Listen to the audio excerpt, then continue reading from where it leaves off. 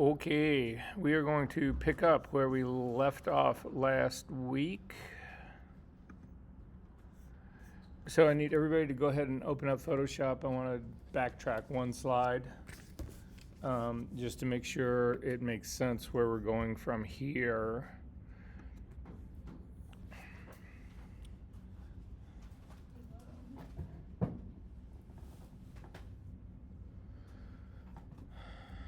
Okay, has everybody got Photoshop open? We good? Okay, so I want to start with the color picker again. So if you take a look at your, make sure I'm actually recording this. Yep. If you take a look at the left side of your screen down at the very bottom, that's the toolbar on the left side. At the very bottom, there's two patches. There's a, they refer to it as the foreground color and the background color. To get your foreground and background colors to default to black and white, you simply hit the D key. It doesn't take any other modifier. It's just the D key. If you can't remember that, there are two little baby icons that are right above it. If you click on that, that will also default them to the black and white. They're normal colors.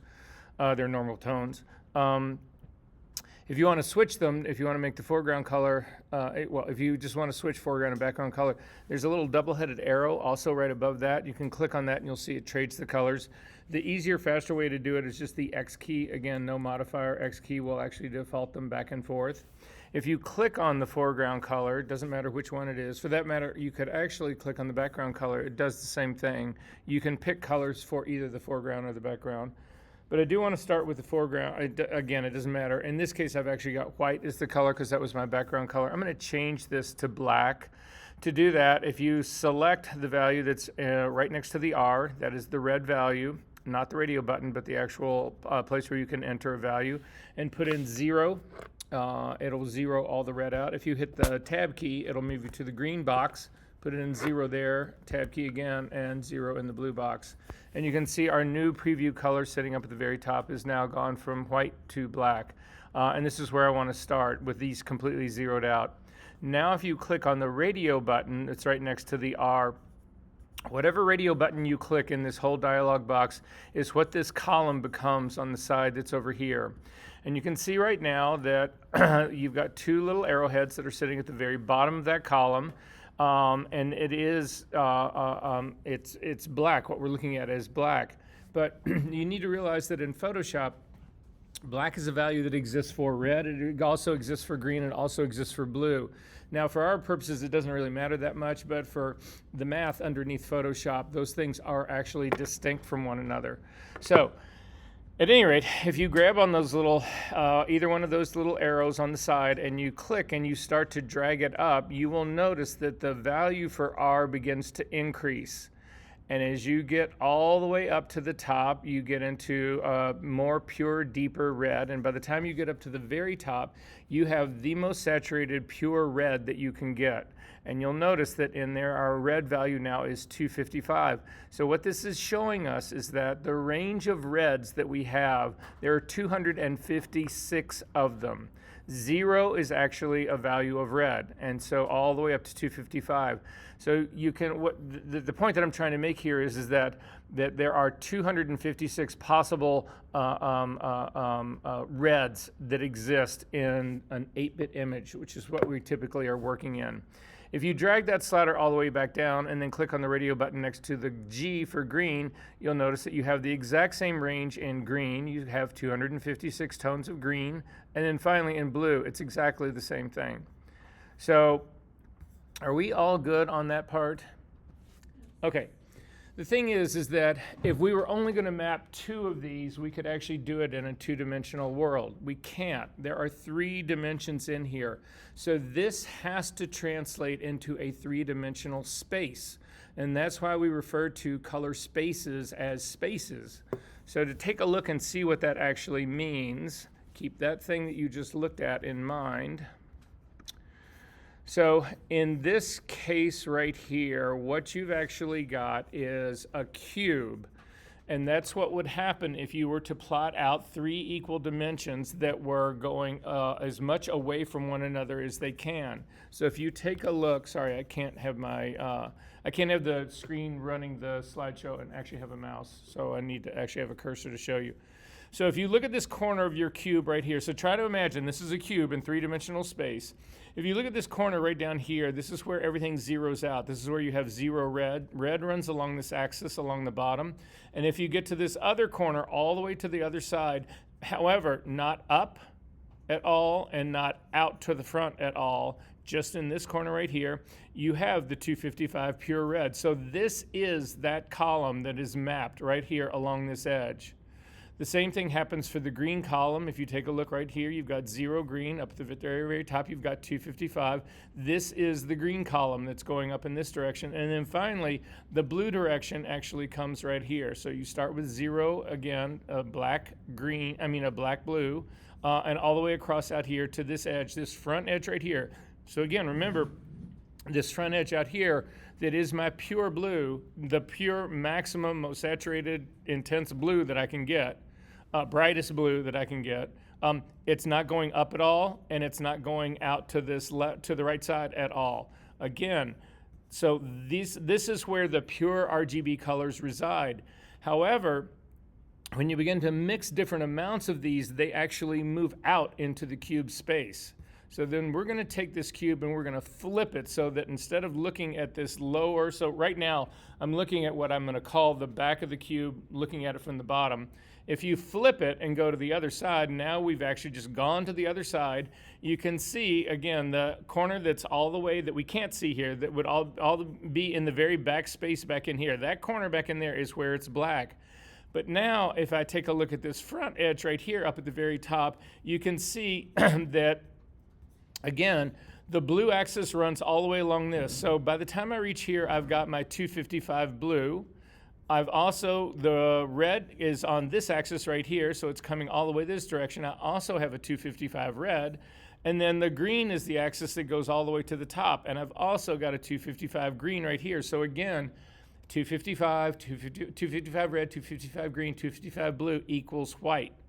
All the colors in here can be made up of elements of those 3 axes. So you can see over here, this is a pure cyan corner over here. Because I have no red, again, the red is zeroed out at this spot right here, but I have total green and I have total blue. When you mix green and blue together, you actually get cyan. And we can see that if you go back into Photoshop. We are going to now crank the blue column all the way up and then click on the green column and crank it all the way up. And you can see, putting those 2 colors together, we reach cyan. So these color spaces give you the ability to contain all 3 of these colors. And all 3 of these colors, it just takes you can come up with any color using values of these 3 colors. So RGB is based on human eyes. This is how we see. That's where this whole system came from. So this is how our eyes work. In your eyeballs, you have 2 kinds of cells. You have rods and cones. The rods are responsible for actually seeing color. And so you have some of those cells that are sensitive only to red, some that are sensitive only to green, and some that are sensitive only to blue. And again, when we see color, what we're doing is our eyes are registering that mix of color. So in the case of looking at cyan, the cells in our eyes that are sensitive to red would not be stimulated at all, but the ones that are green and blue would be totally stimulated, and therefore we perceive it as cyan. So this is how this whole system works. But the advantage of this is that it encompasses both of our now additive primaries and subtractive primaries. We have RGB, but we also have CMY, so we're off to the races. If we go back to take a look at our cube again, where would middle gray be in this cube?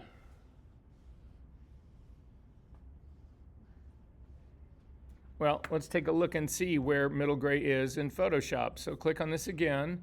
So if you divide 256 in half, you get 128.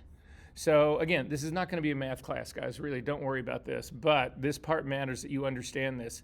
If you click on the blue slider and you drag it down, oh, here, we'll just start at the red one at the very top. Click on the red value again and type in 128. That's what is exactly in the middle of 256. If you divide 256 in half, you get 128. So 128 for the red, 128 for the green, and 128 for the blue. And you can see we have a completely middle gray, total middle gray. So where would you find that in this cube? I would find it halfway up to the blue, halfway up to the green, and halfway into the red. It would be exactly in the center of this cube, in the very middle of this cube. All of the grays, for that matter, if you drew a line from this white point right here to the back point that's in the back far corner at the bottom, that line represents all of the grays. You go from black in the corner that's all the way in the back that we can't see, through middle gray, which is exactly in the middle of this cube, all the way up to white that's actually right up here. But the real important thing, and this was something that was actually done by a group of scientists, color scientists in Paris in 1931. They developed, well, people had been developing models similar to this before, but they get really the credit for where it's all happening right now. Very little additional work has actually been done. Well, that's not fair to say. But at any rate, what they figured out was that the way that we can now talk about color is by location, not by amount. So when we look at this, so this is now a cutaway of that same cube. We've just removed this part right here, and you can see there's a color right here at this intersection. It's a single pixel, it's one color, and you can see the RGB values for it. So in the case of red, in this axis right here, you can see red starts at 0 here, goes out to 255. Well, this is only partially the way out. It's only out by 51. Again, 51 out of 256 tones, so it's only a little bit red. Then in terms of the green, it's actually a little bit more green than not. So because the green, again, the green starts down here at the very bottom and it works its way up here. To get to a full green, you have to be all the way at the very top of the cube. And then finally the blue, so you can see in terms of the distance from that back area, the back side that's in here, all the way forward. This is actually very far forward, so there's quite a bit of blue in here. So this is the color that we actually get. But a lot of people think that this is somehow values of RGB, and in a way they are. But what's really important about this is the way Photoshop deals with this is that this is about location. It has nothing to do with, these aren't percentages. I mean, you could translate them that way, but that's not how the system works. The way the system works is that it gives you coordinates inside this cube. Where is this color located? And the advantage of that is that we strip away this idea of, oh, talking about color is like, oh yeah, it's kind of an orangish yellow, or it's kind of a bluish green, or it's a pure blue, or anything. We don't talk in those terms anymore. We talk about color in terms of its location. And this opened up, when they did this opened up a way to deal with color that's really critically important to us in terms of how we work. And so looking at the next version of this, so I'm going to actually go to this slide right here and play this. So what is hue?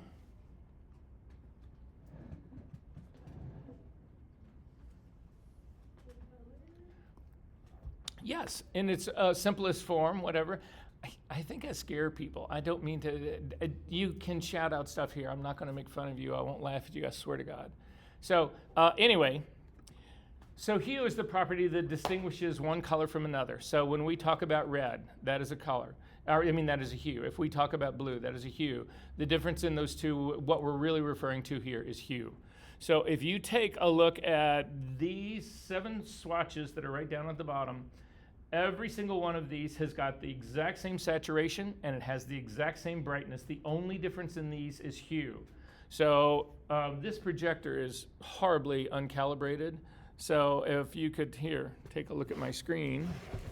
you can see how that really is a pure red, green, and blue on the left side working towards the center, and then a pure cyan, magenta, and yellow, and then an orange that I just threw in because I wanted 7 colors. But at any rate, so the only difference in these, again, is the hue.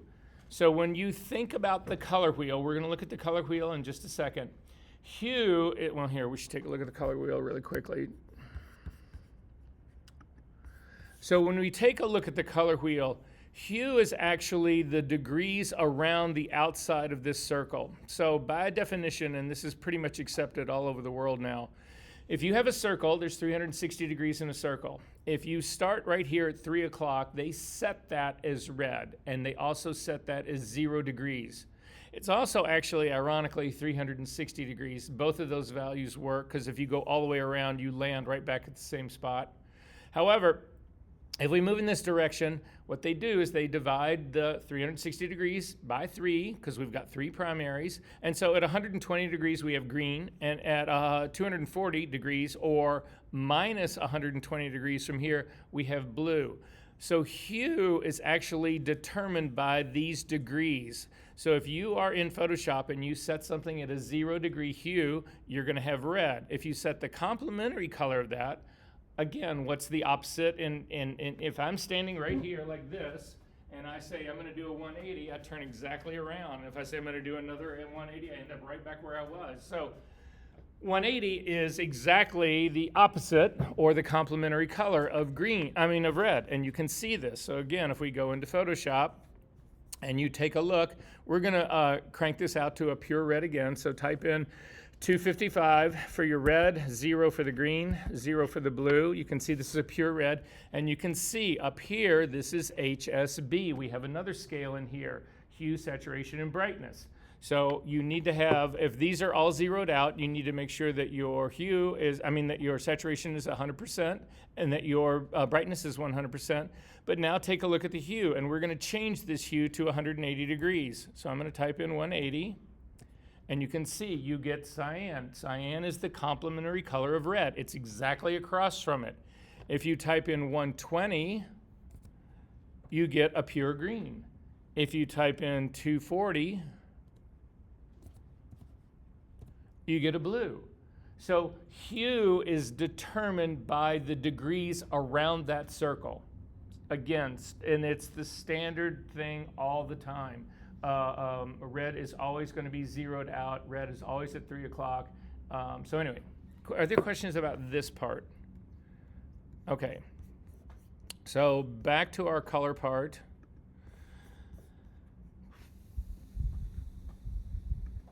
So we've talked about what hue is. So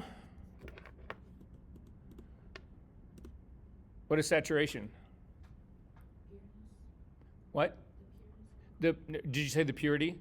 Yeah, it's the purity of the color. So what you have in saturation is at one extreme you have pure color. At the other extreme you have a completely neutral gray. So the way they control saturation is that if you have no amount of complementary color in an image, then it is purely saturated. As you begin to add complementary color to that, you begin to desaturate things. And once you add equal amounts of complementary colors to one another, you end up with neutral gray. So we're going to take a look at this. So it's controlled, saturation is controlled by adding or subtracting the complementary color. Saturation is defined on a scale of 0 to 100%. Saturation is neutral gray, 100% is the pure color. So the area over here to the far left is going to be my totally 100% saturated. The area all the way on the far right is my 0% saturated. There's actually, again, it's a neutral gray. So if we take a look at this on our color wheel, you can see this is happening right here. So at this very edge out here, I have a pure red. At this edge right here, I have a pure cyan. If you mix the two together perfectly equal, you end up right here in the middle, which is a completely neutral gray. If you skew just a little bit towards the red, it's not an entirely neutral gray. It's still grayish, but it has a red tint. If you go in this direction slightly, it's not a neutral gray. It's actually a cyanish gray, but exactly right here in the very middle of this, you have completely neutral gray.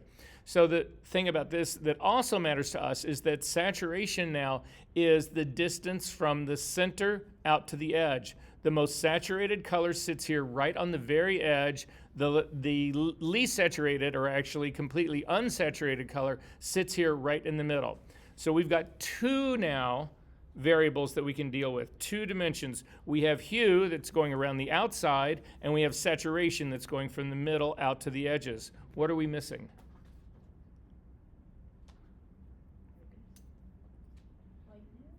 Lightness. So some people call it lightness. Some people call it brightness. Back in Munsell's stage, they have one of the original color gurus of all time. They had different names for it as well. They all basically are referring to the same thing.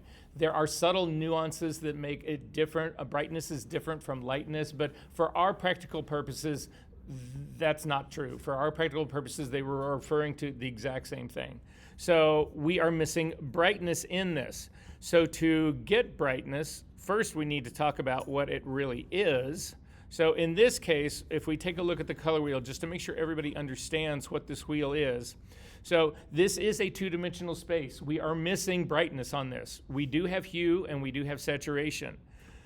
RGBs are 120 degrees from each other. We've already talked about that. CMY primaries are in between. Green and blue put together make cyan. Again, we've talked about all that. Complementary colors are completely opposite one another. Equal amounts of complementary color always make gray. The center is neutral gray. Saturation is greatest at its edge. Brightness is missing in this. So what exactly is brightness? I always think this is the hardest one to come up with. It's like, what is it really? And so brightness is the property of color which appears to contain more or less light. We're going to look at this again in our color picker in just a second. Brightness is also defined on a scale of 0 to 100, 0% to 100%. Every possible color, no matter what the color is, if you set its brightness to 0, the color appears black. These 7 patches all have the exact same brightness in them. I take that, yes, right, yeah. 7 patches, yeah, the hue and the saturation are constant. The only thing that's changing in here is the brightness. So hue and saturation are identical. We start with a pure red at this side. I think, yeah, that is a pure red. Not on this screen, but on my screen it is. And then all the way to the other end, the other extreme, it is a complete black. So the way that they actually work this out to give you the third dimension, we start with a color wheel like this, and then instead of having it vertical like it is right now, we flop it horizontal. And then we add the third axis. So if you imagine this is sort of like a globe, what's going to end up happening is that the North Pole and the South Pole are going to be that and going right through the center of the Earth. That would be our brightness. So the way it looks is like this. So again, what we've done here is we have flipped the color wheel, the two-dimensional color wheel. We flipped it on its, so it's now horizontal. It's still only two-dimensional, but now we're actually going to add the third dimension. So brightness is going to come up here, and brightness is also going to go down here. So this gets darker, this gets lighter. Does that sort of make sense, everybody, what's going on here? So again, we get back to our 3 dimensions, and HSB is really, or variations of HSB is really how Photoshop does all its work. Ironically, it's how you guys have been doing a lot of your work, and you just don't know it. But we're going to look at that in just a second.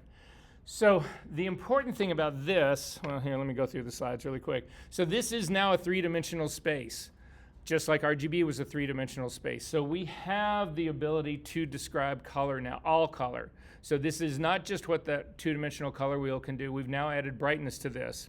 So again, I just explained what this is right here. So hue is still going around the equator. If you imagine this sort of like a, the Earth kind of thing. It doesn't really look like the Earth, but you get the idea. Sort of going around the equator is hue. If we go the distance from the center of the Earth out to the very edge of the Earth would be our saturation. And then the axis that goes from our North Pole to our South Pole is white.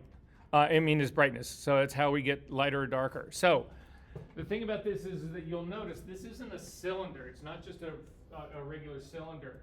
As you start to move up and things start to get brighter, they actually also, you lose saturation. That's why this thing is a cone shape. Remember, saturation is the distance from this center part out. Well, if you come up to here, the center part out is much less than the part down here, this center part out.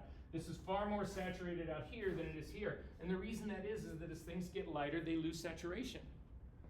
All the way to the ultimate extreme where you hit the maximum in brightness and you have completely neutral color, which is this point right up here, it's white.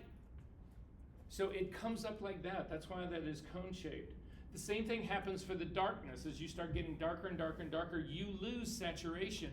So as we are coming down here like this, it's the reason this cone it's coming in and is cone shaped is because the saturation is decreasing. Does that make sense, everyone? Okay, so this sort of explains the system that is underneath all of Photoshop, and that's why this is an important one for you. But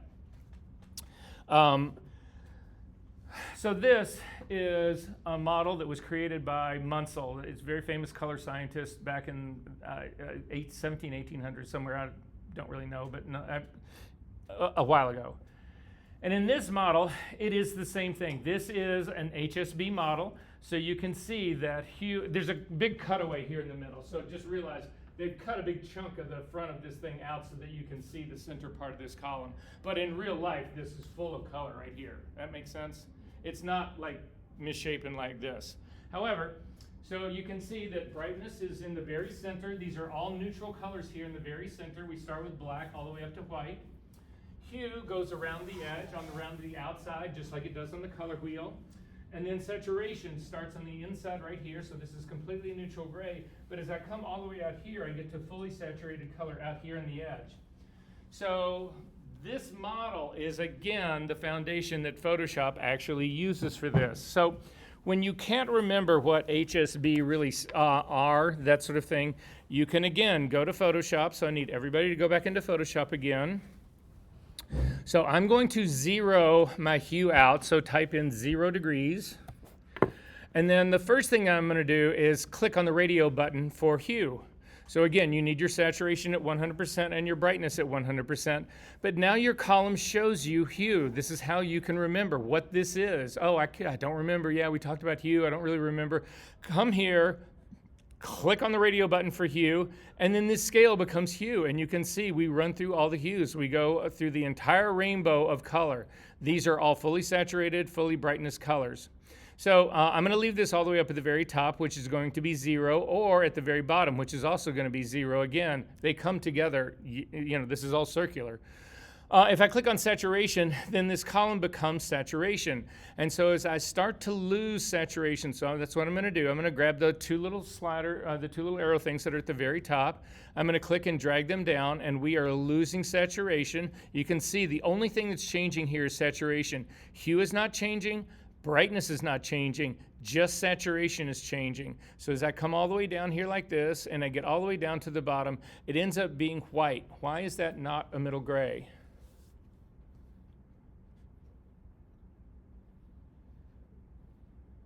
Because my brightness is at 100%. It is a neutral gray. White is a neutral gray. So is black. So is all the 256 tones in between. So if you want to find neutral gray, you click on the B button for brightness, and you crank it right down into the middle to 50%. And that's a 50%. That is now a perfectly neutral gray. So I have got a red that is entirely desaturated, and it's a brightness of 50%. Now, if I click back on the saturation and crank it all the way back up again, you'll notice that I do have a red, but it's a very desaturated red. I mean, it's a fully saturated red, but it's a dark red because of the brightness is only at 50%. To get it all the way back to being a pure red, I have to crank the brightness all the way up. If I want to crank the brightness all the way down, by definition, any color where the brightness is 0 is black. Is this beginning to make sense to everybody?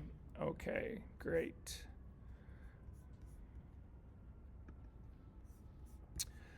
So, LAB. So we did the car thing in this class last week, right? Changed the car to green, right? And I said to you guys, okay, we're going to change the car to green, and then I did it, and I showed you guys actually how to do it. We went into LAB, right?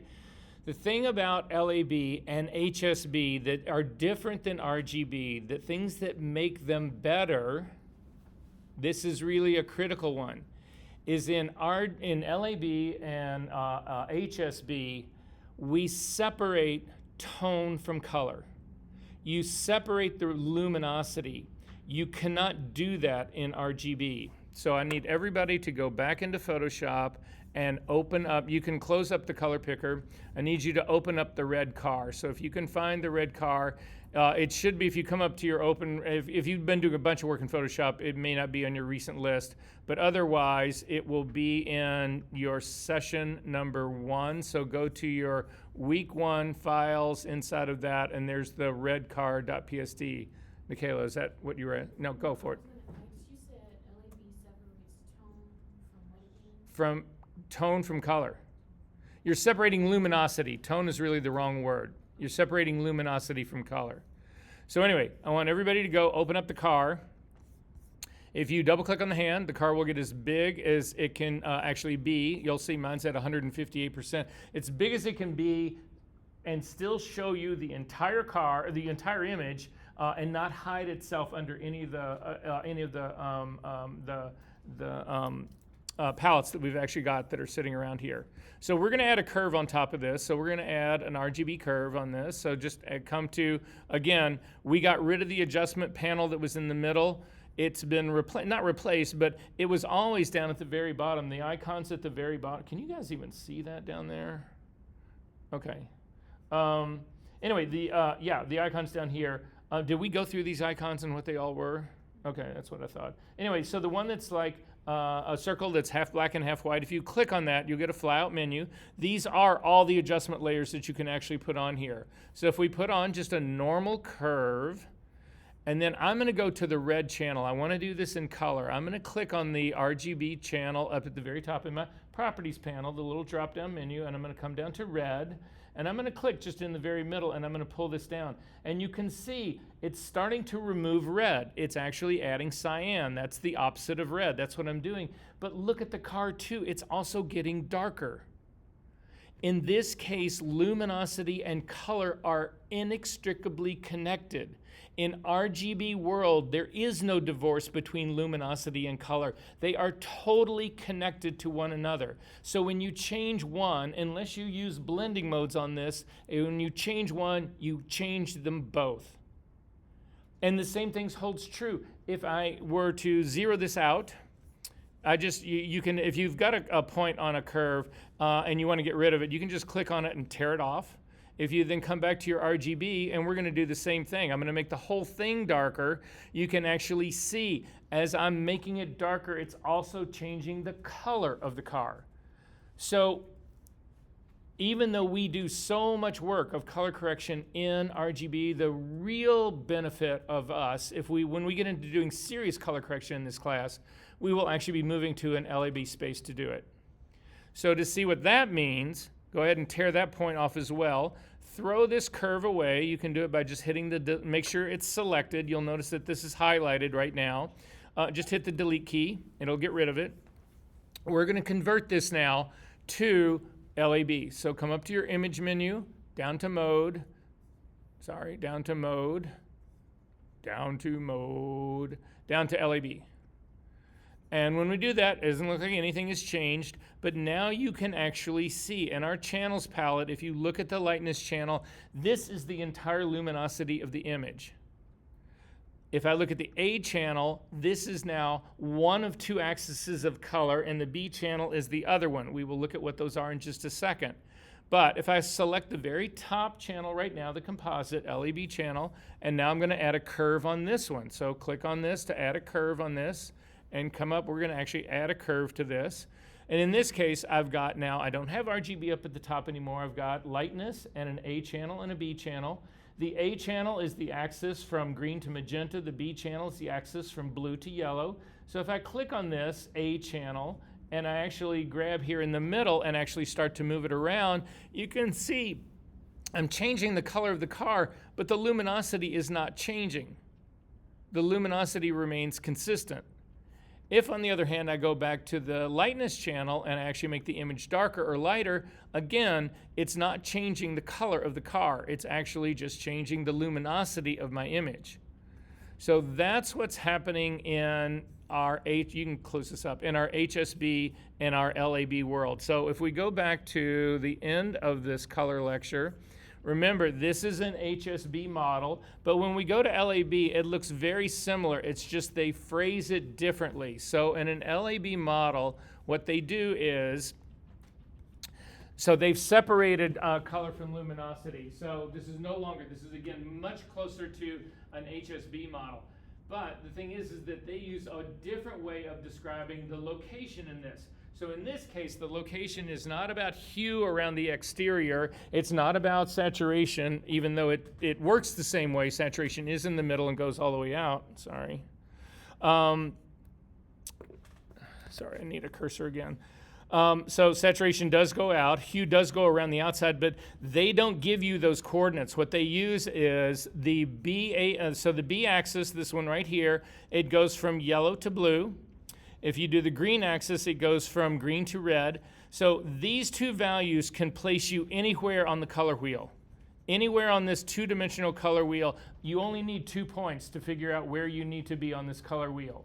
But then brightness will actually take you up into space here, up into this the top of the dome in here, or as you lose your brightness, you drop your brightness down, it will actually bring you down into this area right here. So between these three axes, the L, A, and B, you can plot out any location. Remember, color is no longer percentages of this, that, or the other. Color is about location. It's just about where is it in this world? Where is it in this space? Is that making sense to everyone? So you can see I can move the color all the way around in here as long as I don't touch the brightness. My image doesn't get any darker or lighter, but I can change the color enormously. I cannot do that in an RGB model. In this model, no matter where I move in this model, I am changing everything. I am changing the tone and the color.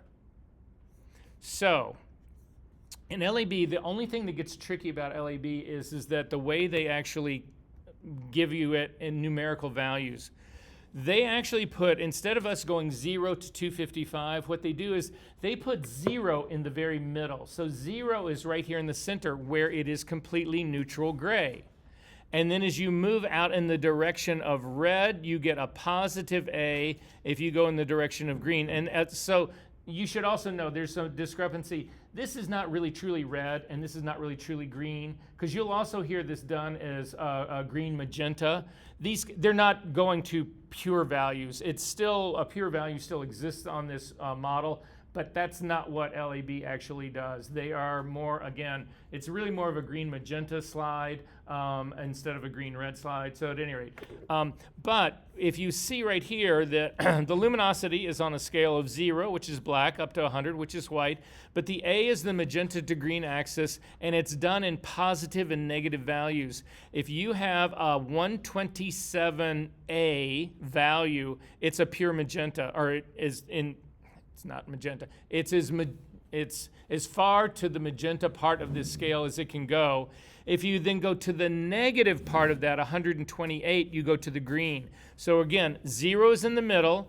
If I go out 127, I get to the very edge of the reddish tone here. If I go to a minus 128, so if you add 127 to 128, you get 255. This is still a scale of 0 to 255. It's still there. It's just represented now, instead of just an entirely positive scale, you have half of it is positive, half of it is negative, because they want to put 0 right in the middle of this.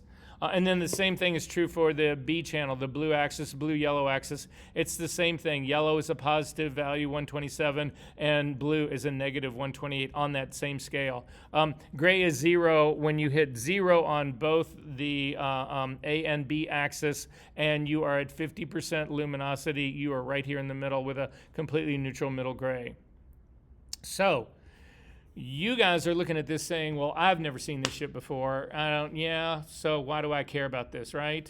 I need everyone we need to find a raw file to actually open up in Photoshop right now.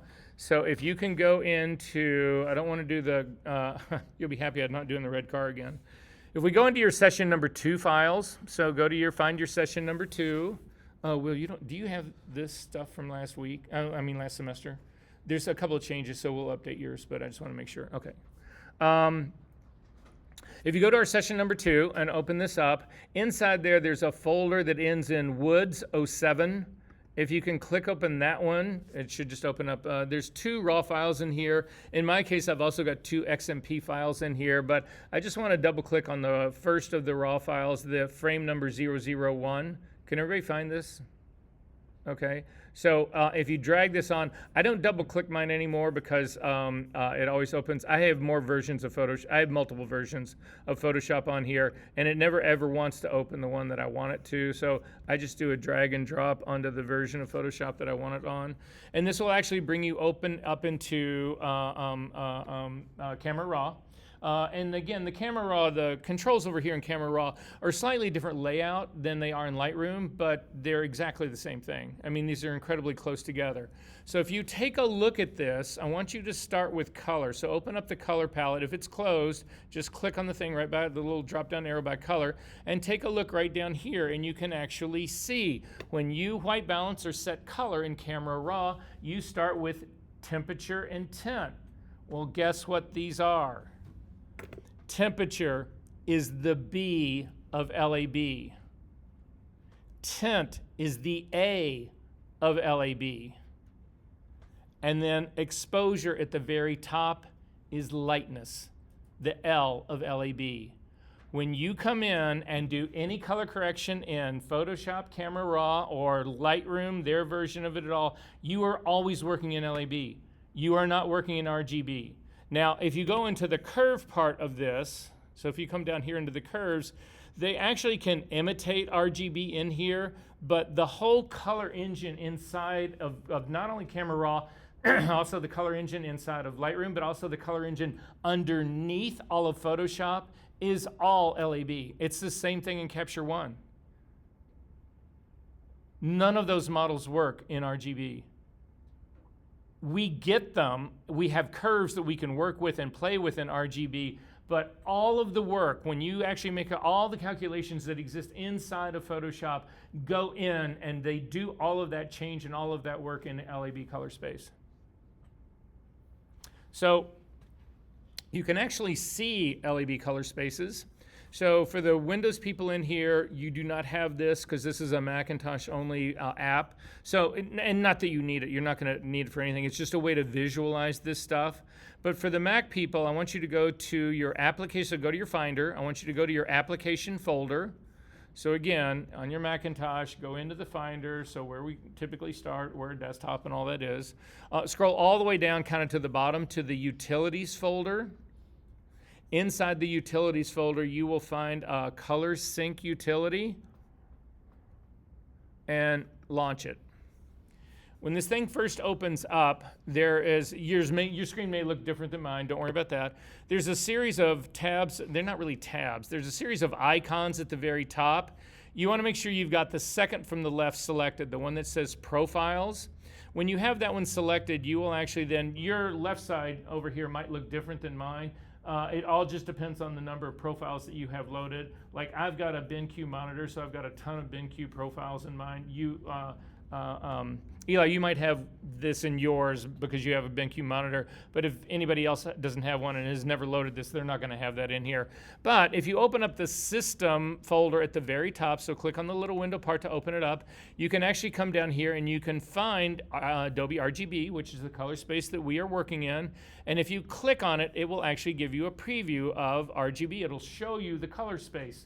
Now this, if you hover over the image that actually shows up in here, you get a hand and you can actually move this thing around in color space. And I always tell everybody this, right after you see this the first time, you should go home tonight and you should just get all fucked up and put on some good music and then just play with this. Turn all the lights out, the color will get really saturated. It's so much fun, right? Anyway, just kidding. But you can see, if we take a look at this color space, I'm going to orient it the way we would typically think of it. You can see There's that white X at the very top that's telling me that's where my white point is. The black X is at the very bottom down here. That's where my black point is. My saturation is running all the way around the outside of this. So again, hue is going around the outside of this. Saturation, it's the greatest saturation is on the outside. Now, we can't see the inside of this space at all, which is unfortunate, but there's no way to peel back the sides to peer in the inside, but we are looking at the most saturated of all colors.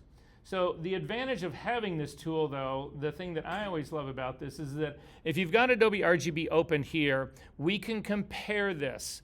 Remember when we were setting up our preferences last week, I said one of the worst things that happened in Photoshop is that by default, they send you the default settings of Photoshop, use sRGB as the color space for it, and they don't tell you that, and they don't warn you that. But if you have Adobe RGB set right now, so everybody's got Adobe RGB who can do this, visible, right? See this little triangle at the top left-hand corner of the image? If you click on that, you can come down and say, I want you to hold this for comparison. And what you'll see now is it kind of ghosts out this color. And the reason it's ghosting it out is to allow you to compare another space to this visually.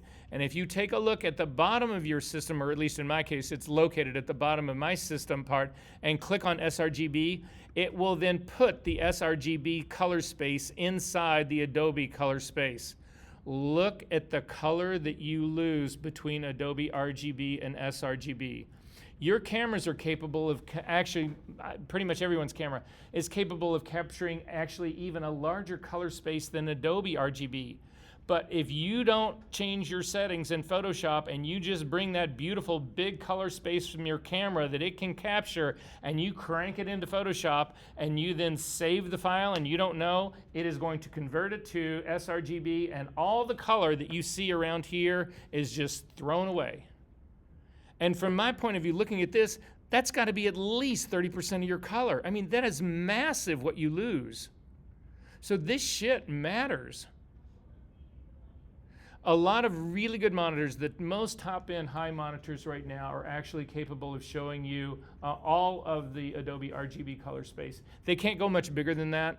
That's why we don't work in ProPhoto RGB. ProPhoto RGB is so large. ProPhoto RGB is so large of a space, it actually goes into places where human eyes can't see it. So conceivably, you can push color out to a point that you could no longer see it. Again, it's an extreme. There's no monitor that can show you anything really beyond. There's monitors that get 5% better than, larger than Adobe RGB, but that's about it, yes.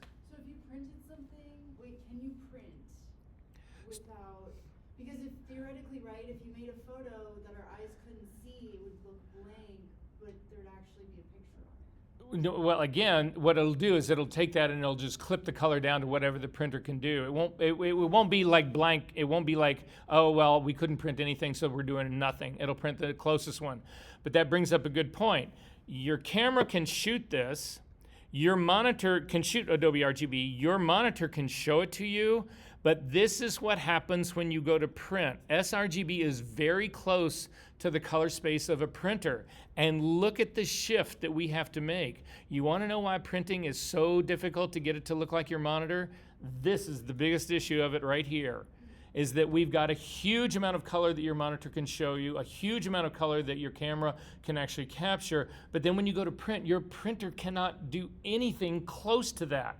But the other thing to notice is that when you think about what's the difference in your monitor and a printer, it's a loss of saturation.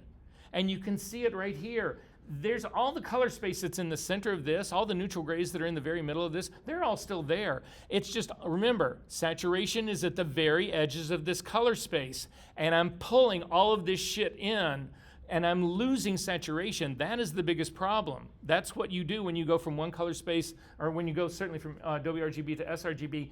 It's a massive loss of saturation. If you have a relatively flat image that you're working on your monitor, and it's all in sRGB, then when you go to print it, it'll look exactly like your monitor because it's the same space.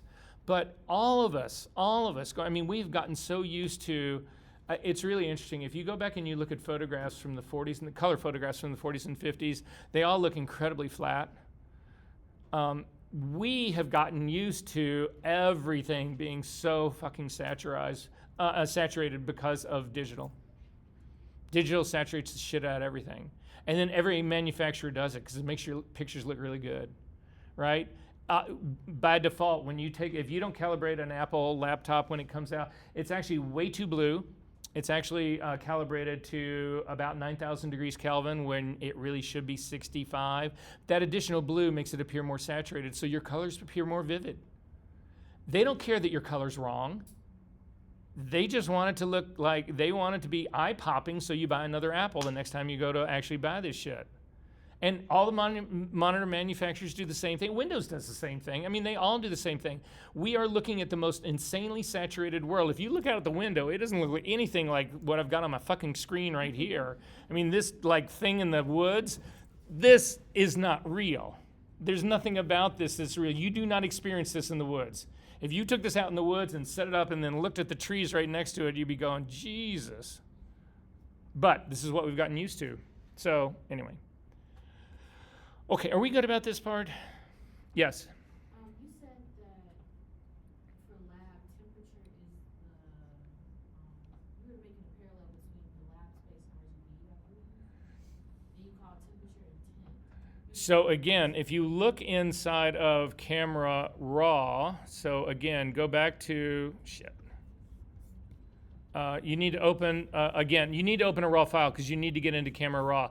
You can't open a Photoshop file because once you have a Photoshop file, it's actually been baked, even though the color corrections are the same, but nonetheless. So I'm going to open up again, go to your session number 2, and I want you to open in the very top folder, if you have yours by list like mine.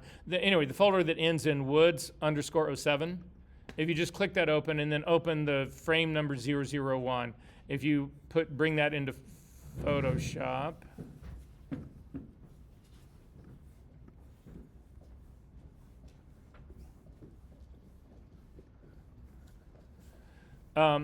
this right down here, take a look at it. Look at your temperature. What's the color on this side? Blue. What's the color on this side? Yellow. And you look down at the tint. What's the color on this side? Green. And this side, magenta. It's exactly the top temperature one is the B of LAB. And the bottom one is the A of LAB. And then the L, which is luminosity, is controlled by your exposure. So again, your exposure, brighter, darker. If you double click on this, and you can see, if you crank your color temperature down, you make things bluer. If you crank it up, you make them more yellow. If you actually do your tint and drag it to the magenta side, things get more magenta, and they get more blue in the other way. But look at this. When I do this, my luminosity is not changing. This image is not getting darker or lighter when I'm changing the color. It's just changing the color. And the same thing with this slider. If I double click these out to just reset them, when I change my luminosity up here, my exposure, there is no color shift in here. Things are not getting more saturated or shifting in color. That does not happen in RGB. In RGB, again, tone and color are completely interconnected. You cannot change one without changing the other. And that's our advantage of doing this, is that I can change color without changing my luminosity. And that, in terms of editing, that's huge for us. And that's why Photoshop only uses this to actually do the heavy lifting, any of the color work. Okay, we're in the home stretch, guys. And we're really close to 2 o'clock, and we'll take a break.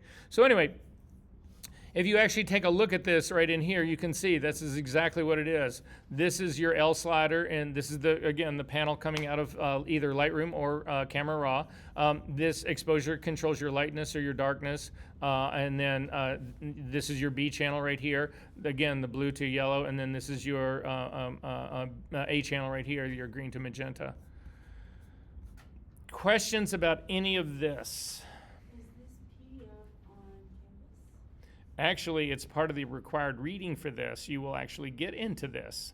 I'm not sure how, I'm pretty sure it gets into LAB, but yes. So the whole color primer, that's the assignment for you to actually start reading from last week, deals with all of this. It goes into it even deeper. That's why I ask you to read it, and I don't actually go into it that deep here. But that's also why I say Take your time to read through it. Don't just like, okay, I'm going to read it beginning to end in one sitting, because you're likely to remember only a quarter of it, right? Spend a little time with it.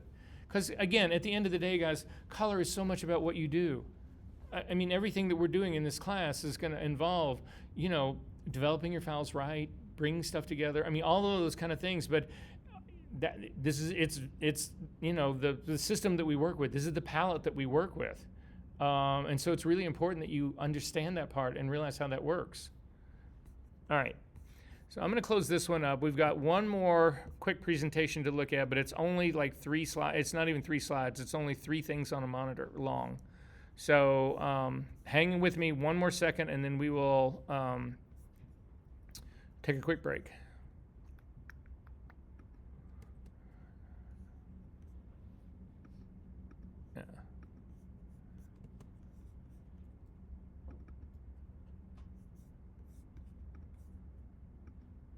Okay, so color managed workflow, which we practice in this class. You are going to practice this hopefully for the rest of your life, because you really need to button this stuff up. So again, I ask everybody this question. This is getting really confusing. This is the first time I've taught 2 sessions of this class in the same semester, and it's like, have I talked to these guys about this? And I do the same thing in the other class. It's like, did I go over this and whatever? So at any rate, so what I would say, how many of you do test prints when you're actually you're printing stuff out and you do a test print and then you look at the color of it and you say, okay, well, yeah, it looks a little too red, and so you cool it off a little bit and then you do another test print and then you keep going on like that, right? I haven't done test print in 35 years. Because I practice like really intense color managed workflow, and that's what you guys are going to do in this class as well. It's not that daunting, it's not that hard, it's just there's a set of principles that we actually need to establish and determine, and as long as you continue to follow those, you can get rid of doing your test prints as well. Yes? Does color appear that much different on satin paper versus luster paper? So not really. What happens is the surface of the paper, there's 2 things that can be happening. So the first is that pretty much all inkjet papers have optical brighteners in them. They actually glow. If you put them, there's a lot of print viewing boxes that'll have a black light attachment to them, and you can turn the black light on. You turn off the regular white lights and you turn the black light. You know what a black light is, right? Black light posters that glow and shit. If you turn the regular lights off in the print viewing box and turn the UV light, the black light on, and put your paper in there, you'll see your paper will glow if it's got an optical brightener. If it doesn't have an optical brightener in it, it doesn't glow. So you just need to find paper that has the optical brightener? Well, if you read the specs, they'll all tell you. Okay. So at any rate, but optical brighteners are not necessarily a bad thing.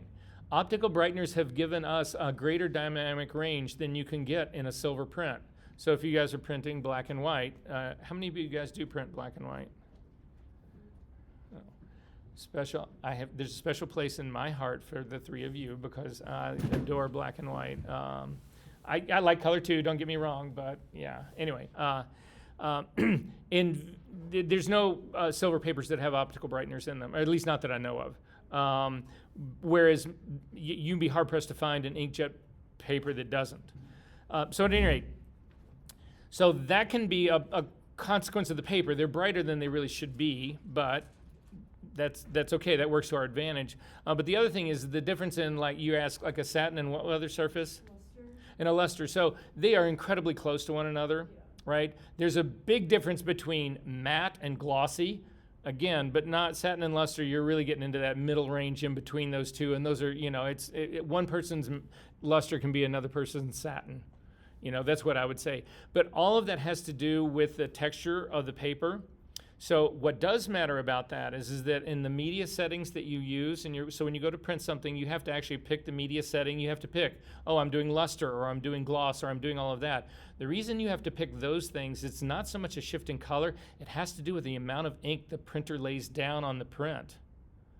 Because a glossy paper has got an extremely hard surface, so ink doesn't penetrate into it at all, and you need very little ink to actually get a glossy print.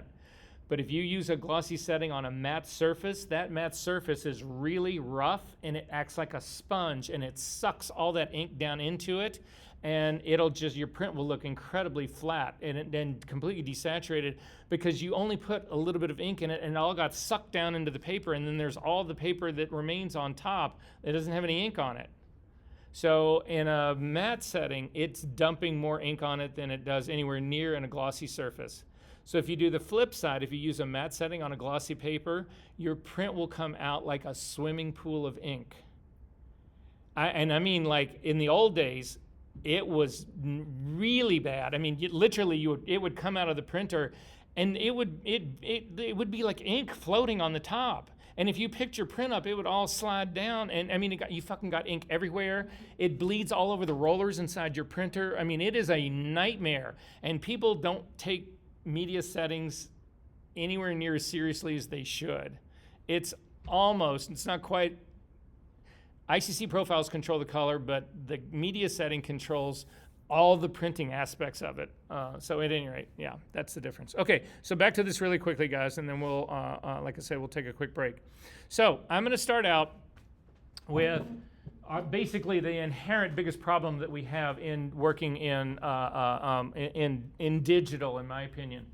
So what this is that I've got a file. I've got a Photoshop file, and it has got a pixel. It's got a color in it, and the color is a 255 red, a 148 green, and a 21 blue. If you actually open up your color picker right now and put in those values, it'll actually look like that color or close to it. Depends on if you have your computer calibrated or not. But nonetheless, that's what the file is asking for. However, in an uncalibrated monitor state, you can get anything. You have no idea what you're getting. So in this case, I'm just picking out another set of numbers because, again, it will not be the same. So in this case, if we take a look at the color, you can see that the color on the monitor is really yellow. It's not anywhere near that orangey color. However, when we look at the RGB values, you can see that in the case of the red, they're exactly the same. So the red is not a problem. But then when you take a look at the green, things really go off the rails. So the file is asking for a 148 green, which is in the middle of the color range, and in the monitor is giving it a 248, which is almost at the very top. Completely wrong color. And then the blue, it's the same thing. The file wants a 21 blue, and the monitor is giving it a 53. And then you go in and you see this on your monitor. You don't know that you haven't calibrated your monitor. You don't know, all you know is that the color you're expecting is this orange and you're getting this yellow. So you go into your monitor and you actually put, this blue curve on here to actually drive it back down into the orange. And the truth of it is, it's not the file's problem. It's not your computer's problem. It's the monitor's problem. The monitor is lying to you. So what we do is we actually, in this classroom, we calibrate our monitors, and we continually calibrate our monitors, and we actually work with a calibrated monitor only. So what happens when a calibrated monitor, you actually take, to calibrate your monitor, who in this room has never calibrated their monitor? Okay, that changes today. Well, not today. You've got 3 weeks to actually do this assignment, so it's gonna be an assignment is to calibrate your monitor. But basically, it's a combination of hardware and software. So you have a piece of hardware that you plug in, you put into your computer. It's the software that I've already given to you guys. If you loaded the stuff that I gave to you last week, you've already got, it's now in your computer, so you'll be able to use it. And then you take this thing. This is actually a calibrator. There's different variations and versions of this. They have not a ton of these, but they've got a lot of these at the Media Center, which is on the 4th floor of the 623 building. It's where you had to go to get your Wacom tablet that you hopefully got. At any rate, it's a combination of software and hardware. And the way this thing works is that you put this thing on your screen, and it actually measures the color of your screen. And the software goes in, and the software starts putting up colors, and the software knows what color it's putting up. So the software knows the color. The puck measures the color that your monitor is giving it, and whatever discrepancy there is between those two things, the software creates a profile that corrects for that description. Description? Is that even a word? That's a description and, oh my God. It's been a long week and it's only Thursday. Fuck. All right, so at any rate, in the profiling system here, so the profiling in software, it realizes, so it compares all the values. So it looks at the two reds, and so the file is calling for a 255 red, the monitor is showing a 255, so the profile says, well, that's no big deal, that's perfect, it's exactly right. There's no correction, we need to do that. But then it looks at the green value and it says, okay, well, the color that the file is asking for is 148, the monitor is showing it 128, we need to knock 100 off of that to have it match. And it builds that correction into the profile. And then for the blue, at the very end, it does the same thing. The file is asking for 21, the monitor is showing at 53. It understands, oh, we need to get rid of 32 blue for this color. And when the profile, so once you calibrate your monitor and you actually plug and use the profile, you end up with your monitor has the exact same values as the file, so the monitor is actually looking exactly like the file. And you are not doing test strips and all of that kind of shit. You should be able to spot your color on your monitor. That's the whole idea. Yes? Because I haven't had to do test prints. Well, It's not really about test prints. It's about the fact that if you're not working in a calibrated monitor, your monitor's lying to you. yes. And there is no way that you might love the lie. You might look at it and say, Jesus, this looks great. I wish I could do everything that way. But again, it's not. There's nothing that is predictable about this. What this workflow does is it tries to remove any variable so that when you change something based on what you want, that's actually reflected in the results that you get. So for printing at like the DPC, is it normal to have to do test prints? My advice to you is to never walk into the DPC ever again in your life. Because they have the nasty, they do not practice color management. They have the nastiest fucking printing in the world. And they got these gigantic, incredibly expensive machines that Canon has donated to them. So the Canon is, all over everybody's, mind here, right? All of that has been given to them, whatever, and they don't do any of this shit. They make you put your file, when you actually send a file to the DPC, you have to make a PDF, don't you? Yeah, they strip the color profile out of that when they actually do the PDF, so it's not color managed. That's why your shit looks so horrible from that place. And it's not like they couldn't do it. They could.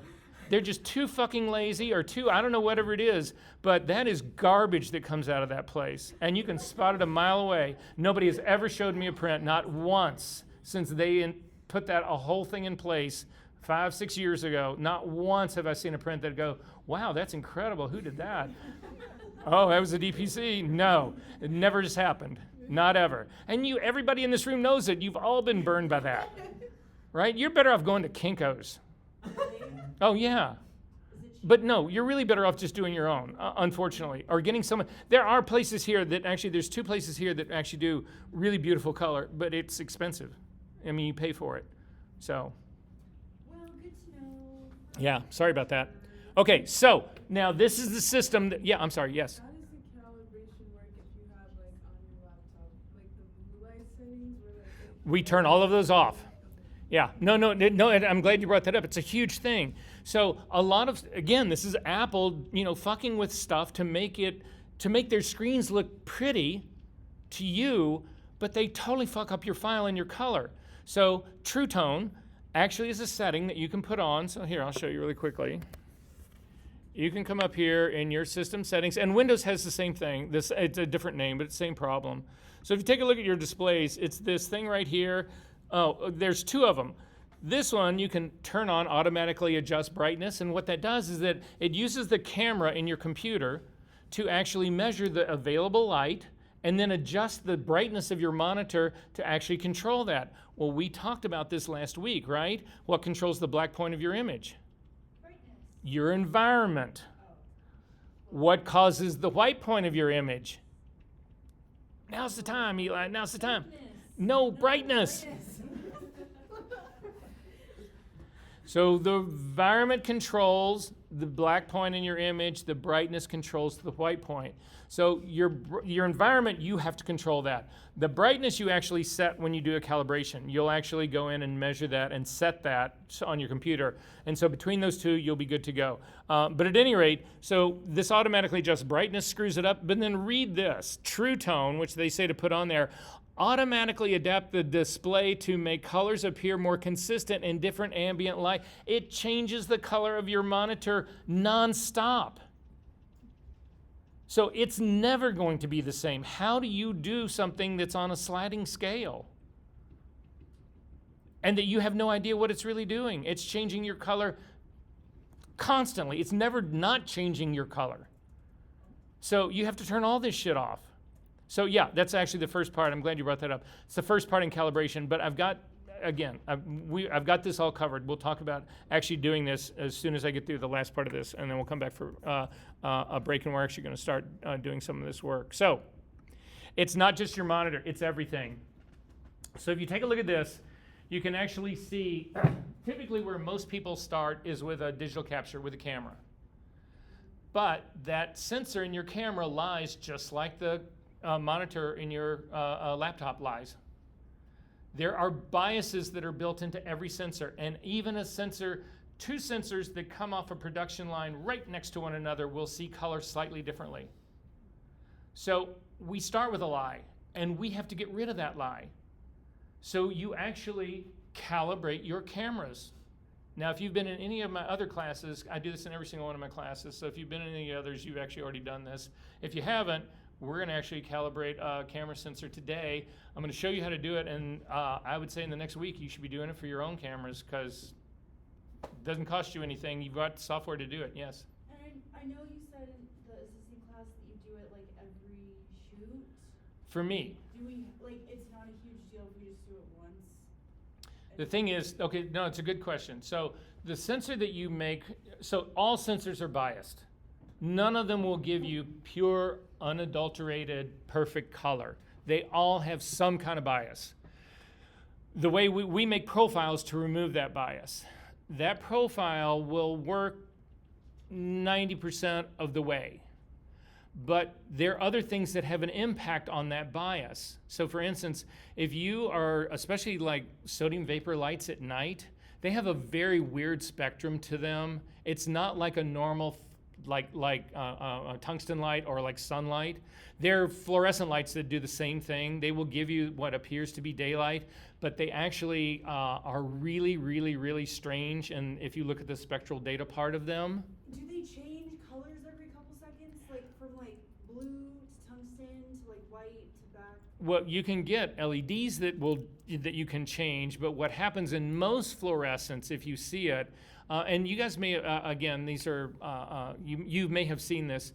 If you shoot, especially like more old school fluorescent stuff like subways and that kind of stuff, you'll actually see, it looks like the fluorescent, if you see the fluorescent tube, it will actually look like it's got stripes of green in it. You'll see it. I mean, so the whole tube will be, it'll just be alternating stripes of white and green. That is, again, because of the way that the light is kicked out of that tube. So if you think, I mean, not to go too deep into the woods, but I'm going to pause this really quickly because you won't see this whiteboard really, but I'll show it to you. I swear.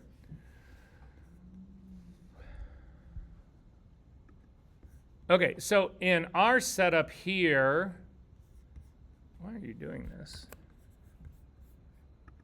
Oh. That's why you're doing it.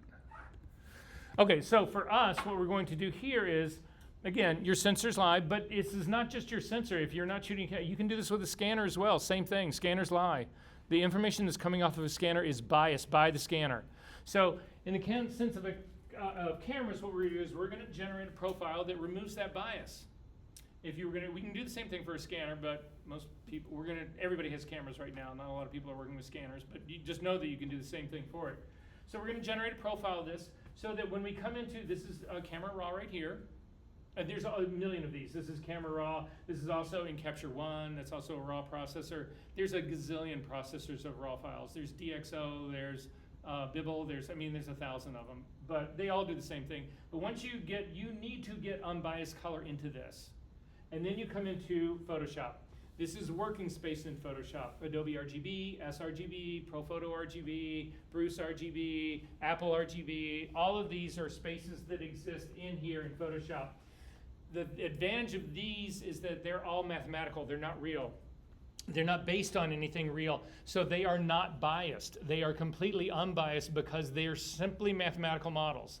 But the advantage of that is that all of us have the very same model. So if I can get unbiased color in here, I can give you this file. I can give anybody that file that's actually got a version of Photoshop that has also been calibrated and in a color managed workflow, and they will see exactly what I'm seeing.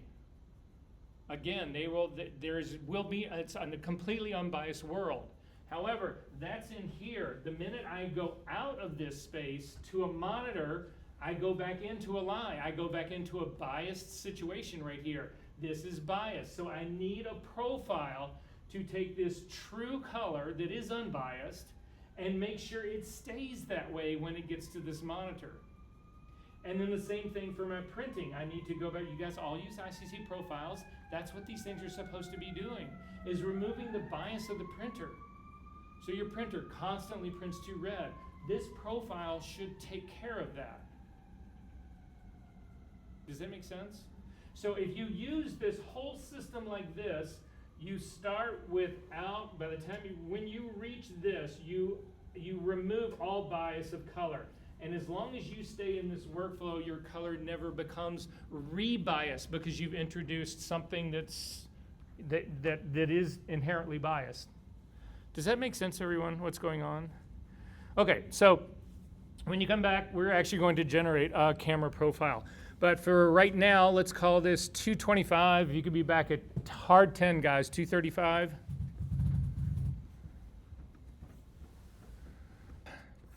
So I need everyone to please open up that same file that we were just working with earlier. So if you go to your session number 2 in your student files, week 02, and again into the folder that ends in woods_07. There are, in my case, again, I have 2, and every time you work on a raw file, you're going to get an XMP file. It's going to get written again. But I'm going to throw away my 2 XMP. You don't have to, but I'm just going to throw away mine. It just makes for cleaner space. And I need you to open both of these raw files at the same time. So you need to select them both first. So you can just click and drag across them, or you can click on one, hold down the shift key and click on the other one, whatever. You need to select them both. And then I'm going to drag these both on top of Photoshop. And you should bring them both into Camera Raw.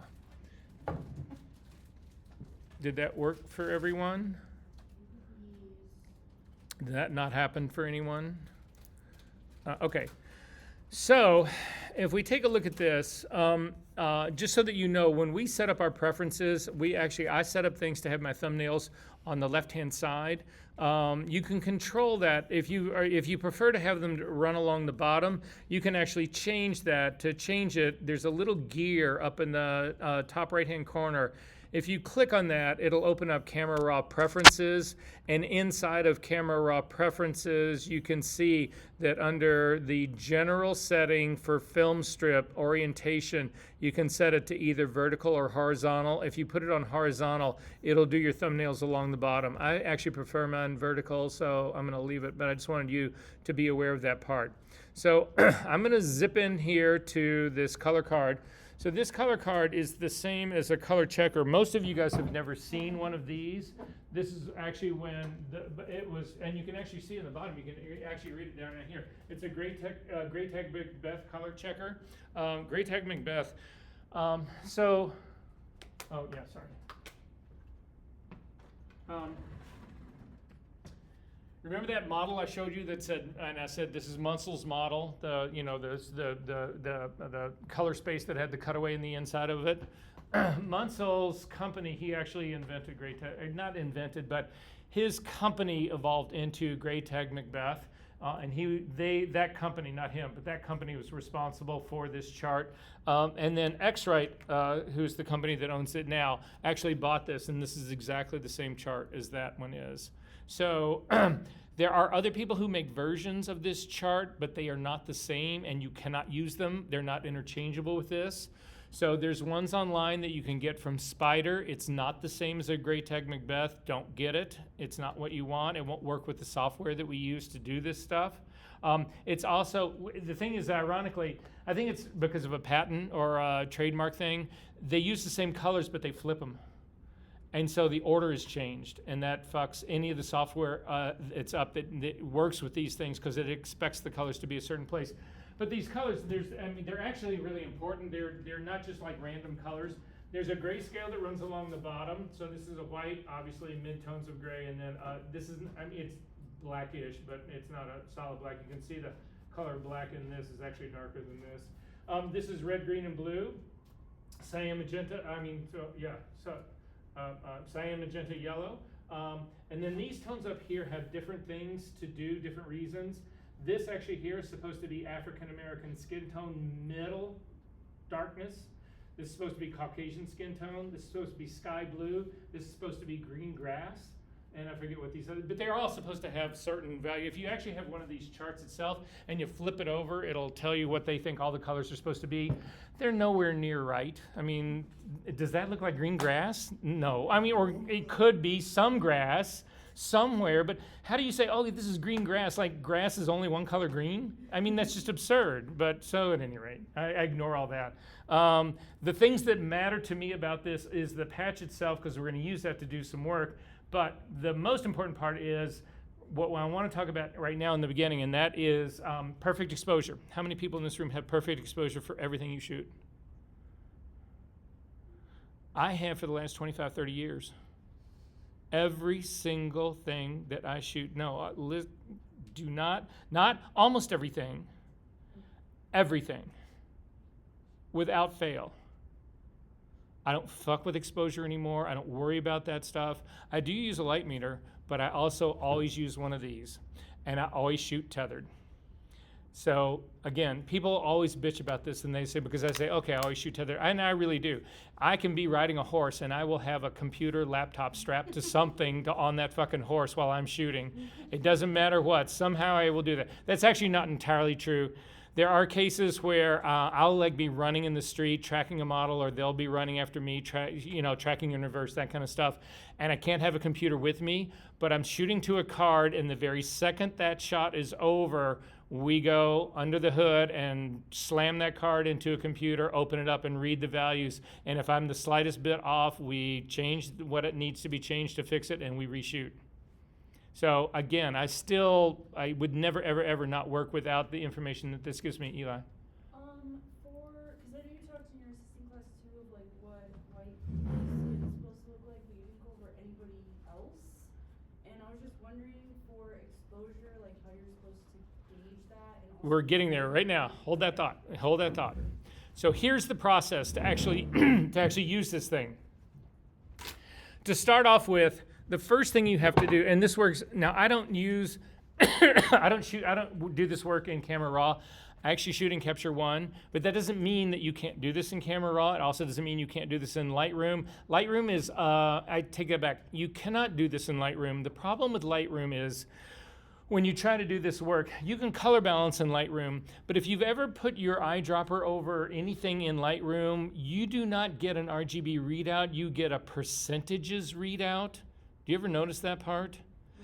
can you repeat that? So when you are looking at RGB values, so for instance, if I hover over this red patch right here, if you look at my histogram up at the very top, that's giving me an RGB readout. And again, it's a location. It's telling me where in that color space this color actually lives. So it is a location. In Lightroom, you don't have that. In Lightroom, in the RGB readouts, you get percentages. And that is not a location. And the reason that happens is that there's no color space assigned to Lightroom. So for us, you can see right here, I've assigned this RGB, Adobe RGB is the color space that I've assigned to be working here in this. That is a readout then. I'm getting a readout of where that is in the Adobe RGB space. But you don't do that in Lightroom. You don't assign a color space to Lightroom. So it can't tell you where it is in location because these spaces are different sizes. It can be in a different place. So if you're in Adobe RGB, it's in one place, the same color, in sRGB, and it is in a different place. It's nearby, but it's not the same place. But because Lightroom doesn't have a space, it can't tell you that.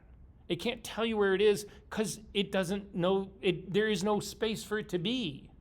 So you can't do this work in Lightroom, but you can do it, again, you assign color spaces in here in Camera Raw, and you also assign color spaces in Capture One. If you're working in Capture One, there's also, depending on, and these numbers will actually change. I mean, I can actually show you this without too much. I need somebody to write these values down, and let's just see what we get. So give me one chance. Let me zoom in on this. We're completely off track here, but that's okay. So I'm going to put eyedropper down, color sampler tool right down. And so again, write these numbers down. So this is on the red value, and this is on the red patch. And the value that I've got is for red is a 216, for the green I've got a 68, and for the blue I've got a 74. That is in Adobe RGB. I'm gonna now change my color space. If you click on this, you can come up and say, I want a different color space here, and we'll try ProPhoto RGB and click, and now look what the numbers read. They're not even close. Wasn't that a 216 red? And now I'm at a 179. What was the green and blue? Yeah, I mean, this is like, these numbers are 20, 30 points off at least. It's because I've changed the space. The space is so much bigger, we had to go to the location where that color was in the much bigger space. It would never be the same, right? So at any rate, I'm gonna go back to Adobe RGB.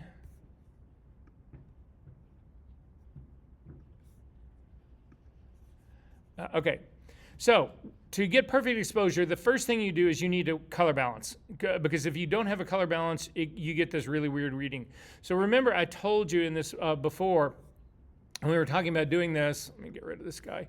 When we were talking about doing this stuff, that neutral gray in an RGB world is equal amounts of red, green, and blue, right? So if it's low amounts of red, green, and blue, like a 333 or a 666, you have a very dark one. If it's high amounts, like a 245 or 235, it's lighter. If it's around the 128s, 120, whatever, I mean, it's that whole scale. But again, all of those colors are all neutral gray. They're all equal amounts of RGB. So I'm gonna hover over this little gray patch right here. And if you take a look at my RGB readout at the very top, it says 178 for the red, 193 for the green, and 215 for the blue. That is not a neutral color. But what the white balance tool does is it makes a neutral color truly neutral. Watch what happens to these numbers when I click on that patch. And you can see things not change at all. So hang on one second. That's because it was the color sampler tool, not the white balance tool. So I'm hovering over here again with the white balancing tool, and I'm clicking, and you can see a radical change just happened in that color. But now look at my RGB readouts at the very top, 193, 193, 194. If you're a single point off, it's not going to be the end of the world, right? You can actually move around in this space, and they'll change slightly here, but they're really close. That's what white balancing is all about. It's got nothing to do with some magic whatever. So the first thing that I can do is white balance. So every file that I take, I can get to neutral color. This is really critical for us when we actually are doing compositing work, because one of the most difficult things when you're putting composite elements together is that if they start off with different color white balances and you try to put them together, then there's competition between the element that you added and the thing that you added it to, right? So, but there are people who will say like, oh yeah, but I want my stuff to be really like, dark and cool or really warm and, whatever. The trick to it is in compositing is that we neutralize all of the elements that we bring together. They have perfect color. This is now perfect color for this. They have perfect color, and then I can put all of this, I can put an endless number of elements together. As long as they all have that same perfect color, they will be color balanced. And then I can make my entire composition cooler or warmer, or I can skew it, I can grade it, all that. But all of them fit together color-wise because they all started from the same place. So that's the first thing that this card does for me. The second thing that it does for me, now that I've got that, is I can hover over my white thing right here, and you can see in here, it's giving me a readout of 235, 235, 234. So here's the trick about this. So this thing, this white patch on the color card, let me go to the right one, the correct one. This white patch on the color card is a real thing, just like it was on that print that we just looked at. So we said this white thing should not be 255. It should not be page white because this is real. It has detail. This thing needs to have highlight detail. So what does that mean that this thing should read? 245 to 250, in that range. That's what this should be. Now, this is a little bit low. This is reading a 235 in here, but I can promise you when I shot this, I was actually working in Capture One, and in Capture One, this will read 245s all the way across. So you say to yourself, well, how can that be? It's different in Capture One. Every single raw processor is unique. Different versions of Camera Raw actually will give you different numbers here as well. All of these color engines, they're much like developers. If you guys, anybody in here has ever done black and white developing, there's 100,000 black and white developers out there, right? And every single one of them will give you a slightly different result than the other one. Raw processes are identical to that. They are not, there's not some magic numbers in here. This is, a whole bunch of engineers are getting together and trying to give you what they think you want, right? And they are all slightly different. So at any rate, this does have the correct exposure in my highlights. I can promise you that because again, now I could go in here and bump this up slightly. So to do that, if I really wanted to, I don't do most of my processing here in Camera Raw. I actually do most of it in Capture One. But if I was really crazed about this stuff, I could put a little color readout on there. Why does that not want to give me my color readout?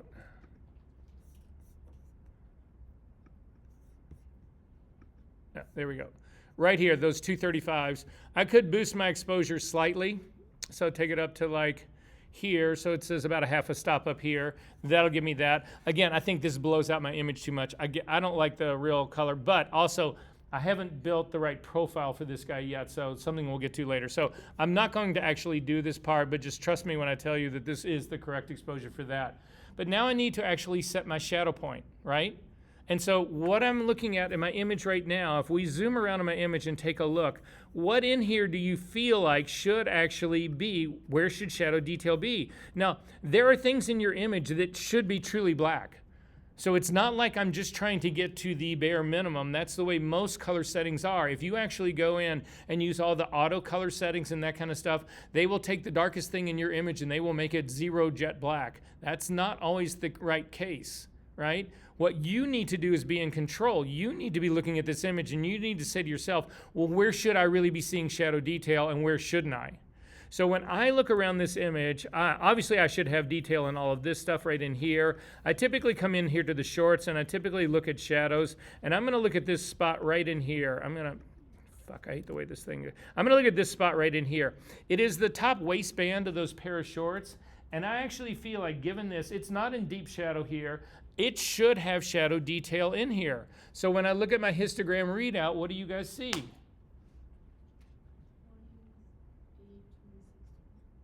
I see mid-20s, don't I? Isn't that what we just were looking at over there?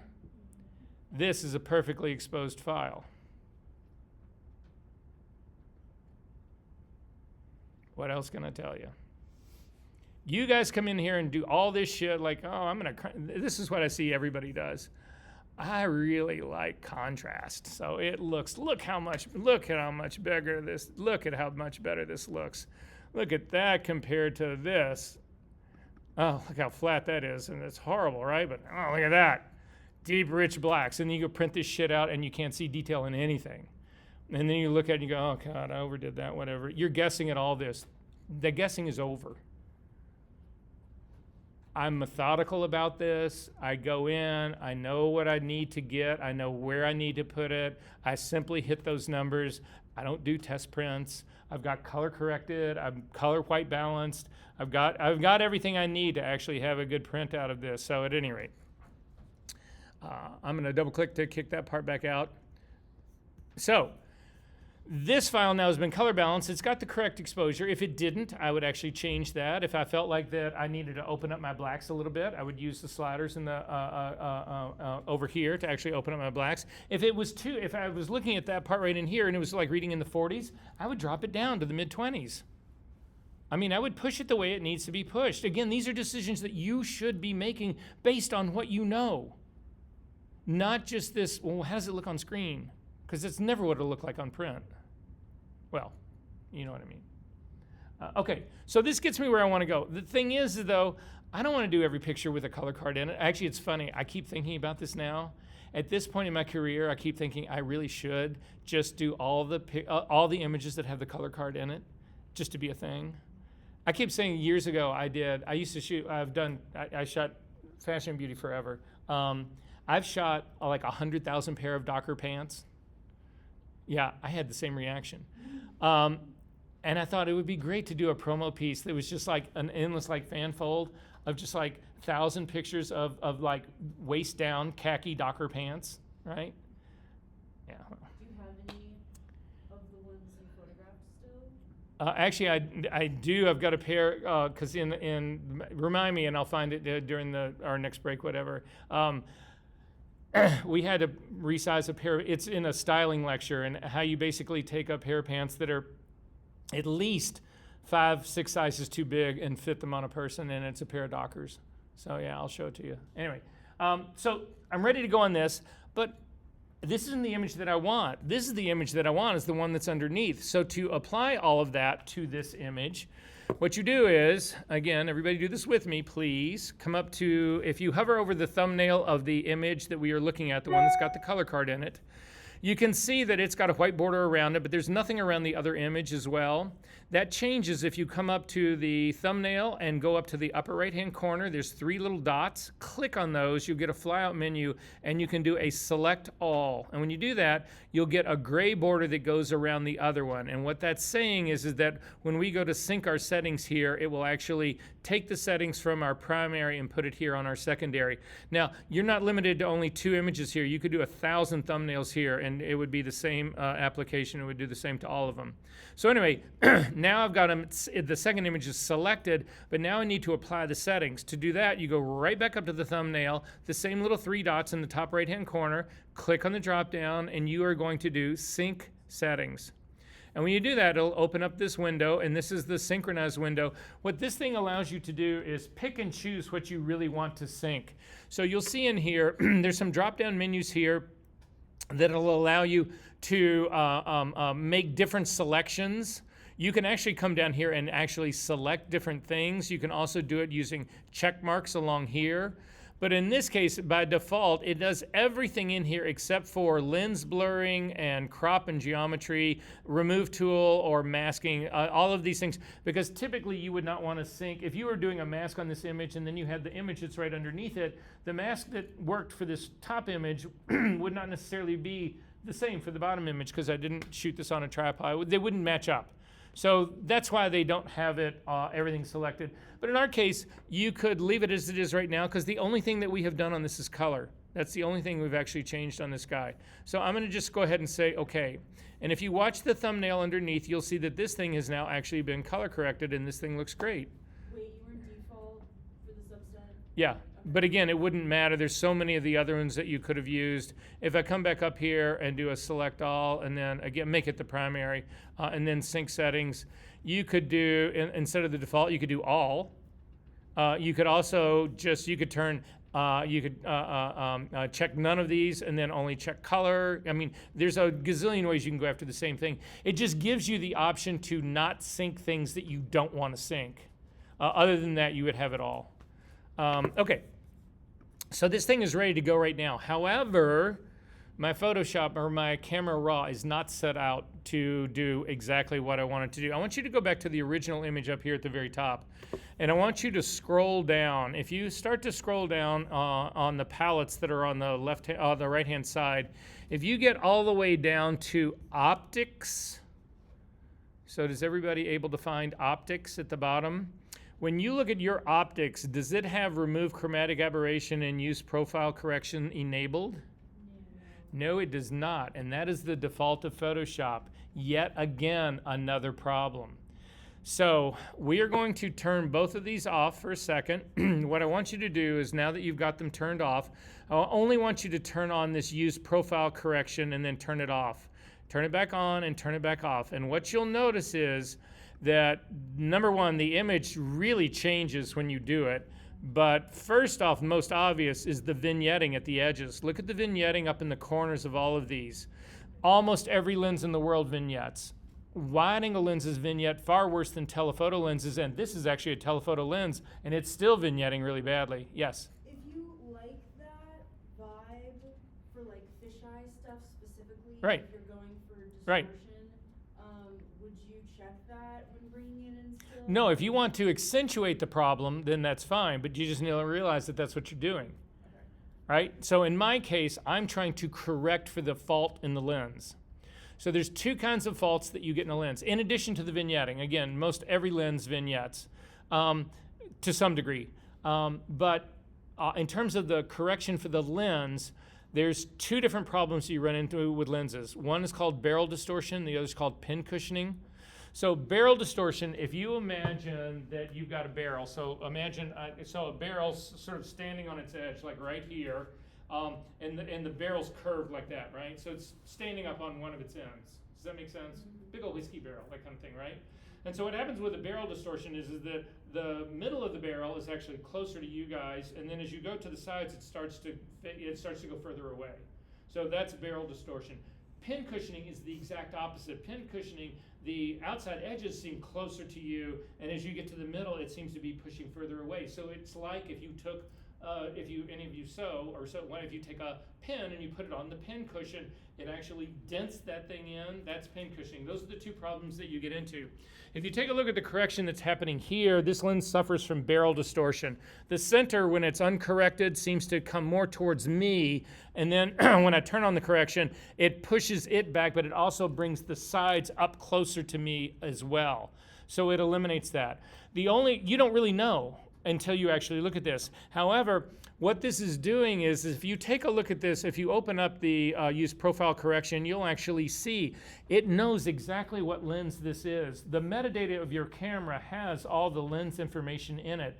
Adobe has an incredibly vast library of lenses, and it knows the optical problems that those lenses have, and they build these profiles to actually correct this.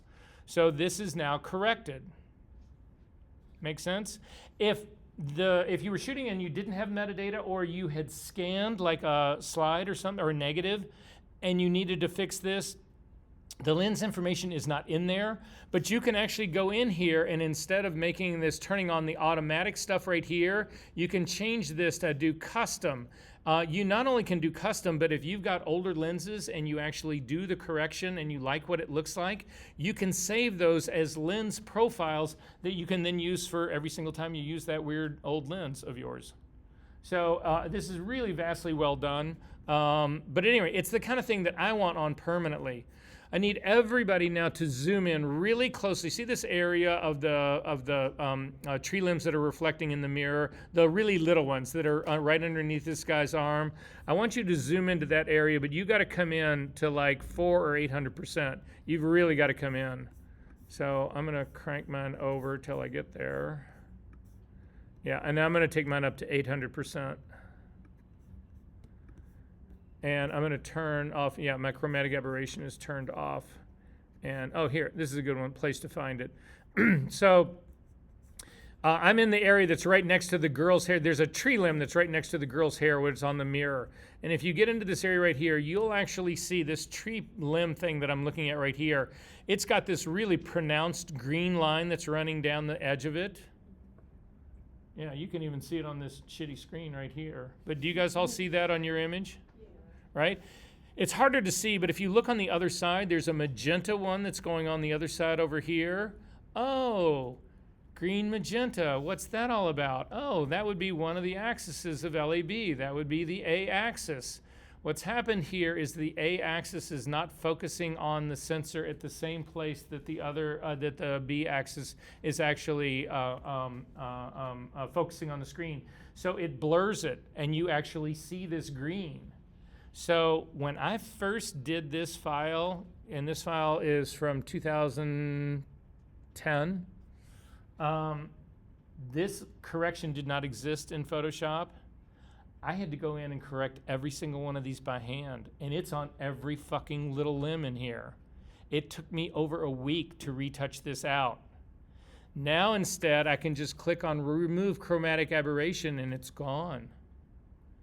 So you say to yourself, wow, those are two things that I think I would like to have on at all times. And you would be right. Because you want your lenses corrected, unless you're Eli, in which case you want your fisheye lens to really look freaky, and which is fine. I haven't used one yet. Oh, okay. Well, it'll probably be freaky, but anyway. But you really don't want chromatic aberration. I can promise you that, because it just is a world of hurt.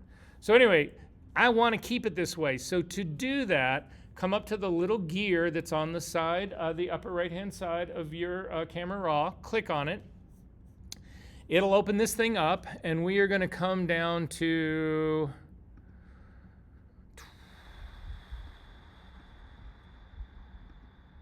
defaults. And inside of defaults, you will have, it's this thing that's called raw defaults global. And inside there is a drop-down menu. You want to click on this drop-down menu, and you'll get a flyout menu here, and you want to come down to do choose preset.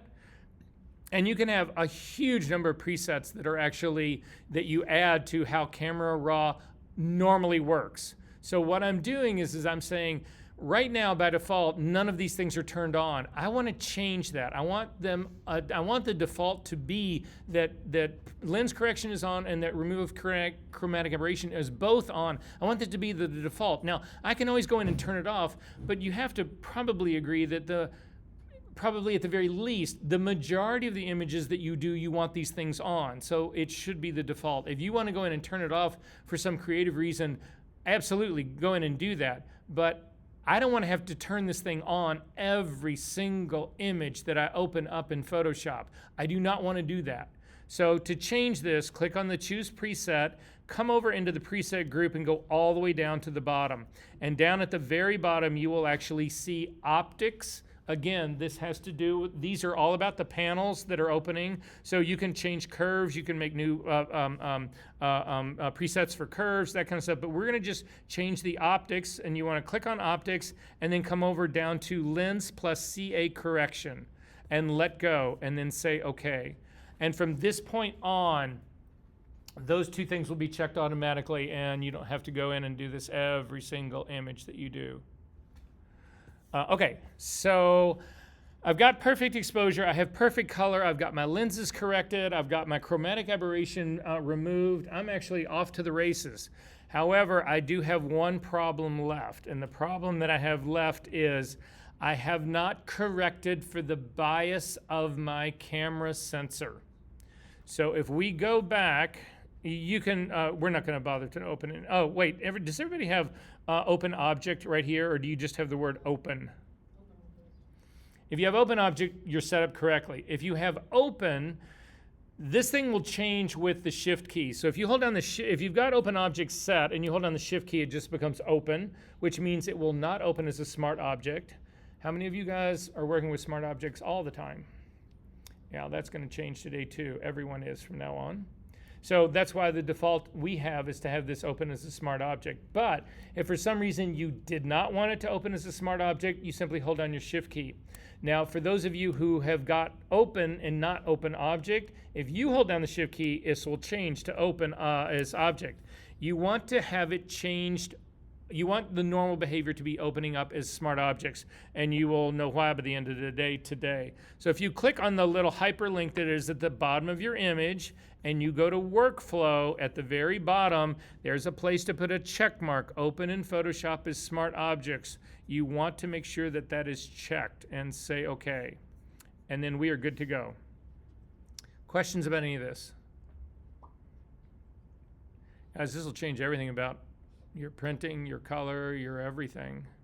That doesn't mean, I just want to be, I want to be clear on all of this.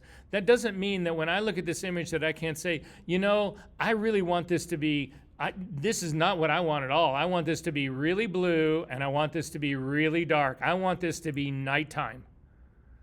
That's fine. But we start with the best data we can at a neutral color, perfectly exposed, to have the information to be able to do this. If you start out like this and you want to make it normal, you are fucked. You'll not ever be able to do it. A one-stop underexposure in digital is half of your data. Two stops underexposure is 3/4 of your data. So this is actually right now, this is 2 stops underexposed. If I actually shot it this way, I would have lost 3/4 of my data. 3/4 of that data would be sitting on the ground, or it would be just in the ether. It would not be here. And then I go to try to process this thing into something decent. There's not enough information there to do that. How many of you guys have horrible noise in your shadows? That all comes from underexposure and trying to fix it. You know, everybody's led to believe that, oh, digital, you can do anything. Fuck, if you're even remotely close, you'll be fine. That is so wrong. Film is so much more forgiving than digital when it comes to this. So much more. But as some film. Transparency film is not forgiving at all. But anyway. All right, questions about any of this? Are we good?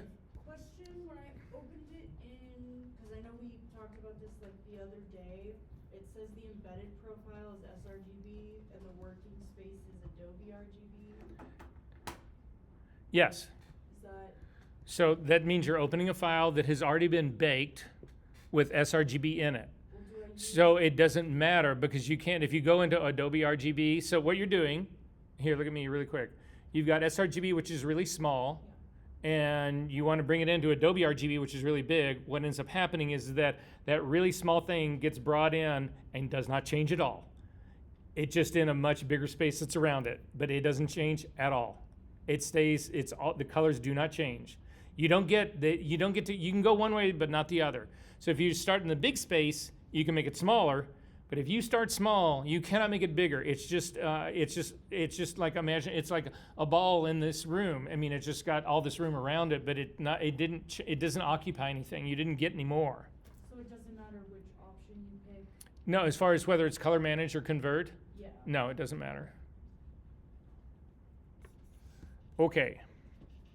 We can cancel out of this.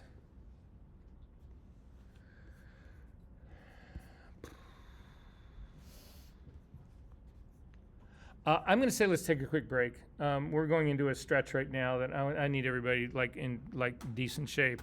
So I'm going to make this slightly a little hardcore because we need to be back. I got 3:21. Be back at 3:30, guys. And just make it a hard 9. We've got a lot to get through, but go grab something to eat or drink or go to the bathroom or whatever. And I need to make sure everybody got on the sign-in list. It's right here. Make sure that you get on it.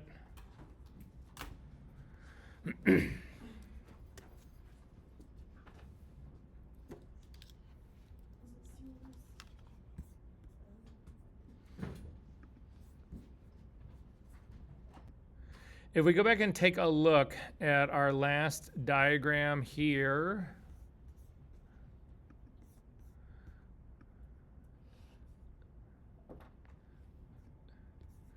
this part right here, this camera profile right here, we're going to make one of these right now. So again, this is something that you're going to work on the file that I've given you. I've said this to before. If you have your own a raw file that comes off of your camera and you've got a color card, a color checker in it, you could actually do the next exercise that we're doing with your raw file, and you'll have one for your own camera.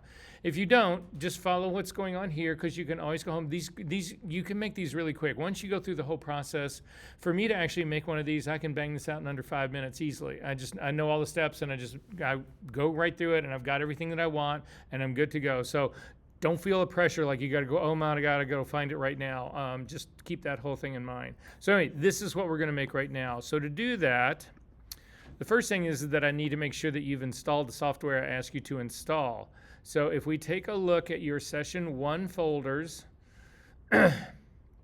your student files, there was the software installers part, and inside that there was Macintosh software installers and Windows installers. They both have the exact same software. I mean, again, one's for Windows and one's for Macintosh, but they both have the same software in there that was called camera calibration setup.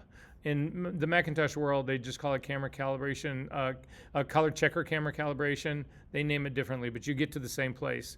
To find that, if you go to your applications folder, either one, in the Macintosh people, again, you are looking for a thing that's called color checker camera calibration. And I need you to launch that application. If you don't have this installed, you're just going to have to follow the video. Again, this will be posted tonight. Follow the video. Go ahead and go through this part. This is a whole nother level of change your life color correction. So when you get this color checker calibration opened, you will see that up at the very top, there are 3 tabs or 3 places that you can possibly go. There's one is a DNG, one is a dual illuminate DNG, and then one is an ICC. So you can do profiles for any sort of camera system. The thing is that Adobe's systems only use DNG profiles. So you would use a DNG profile for Lightroom or for Camera Raw. You only have to make one. It's not separate. The one that works in one works exactly the same in the other. So there's 2 variants of this. One is a DNG, and the other is called a dual illuminate. So Eli, going back to what you were talking about earlier, can you make just a general one for your camera and not make one for every single thing that you shoot?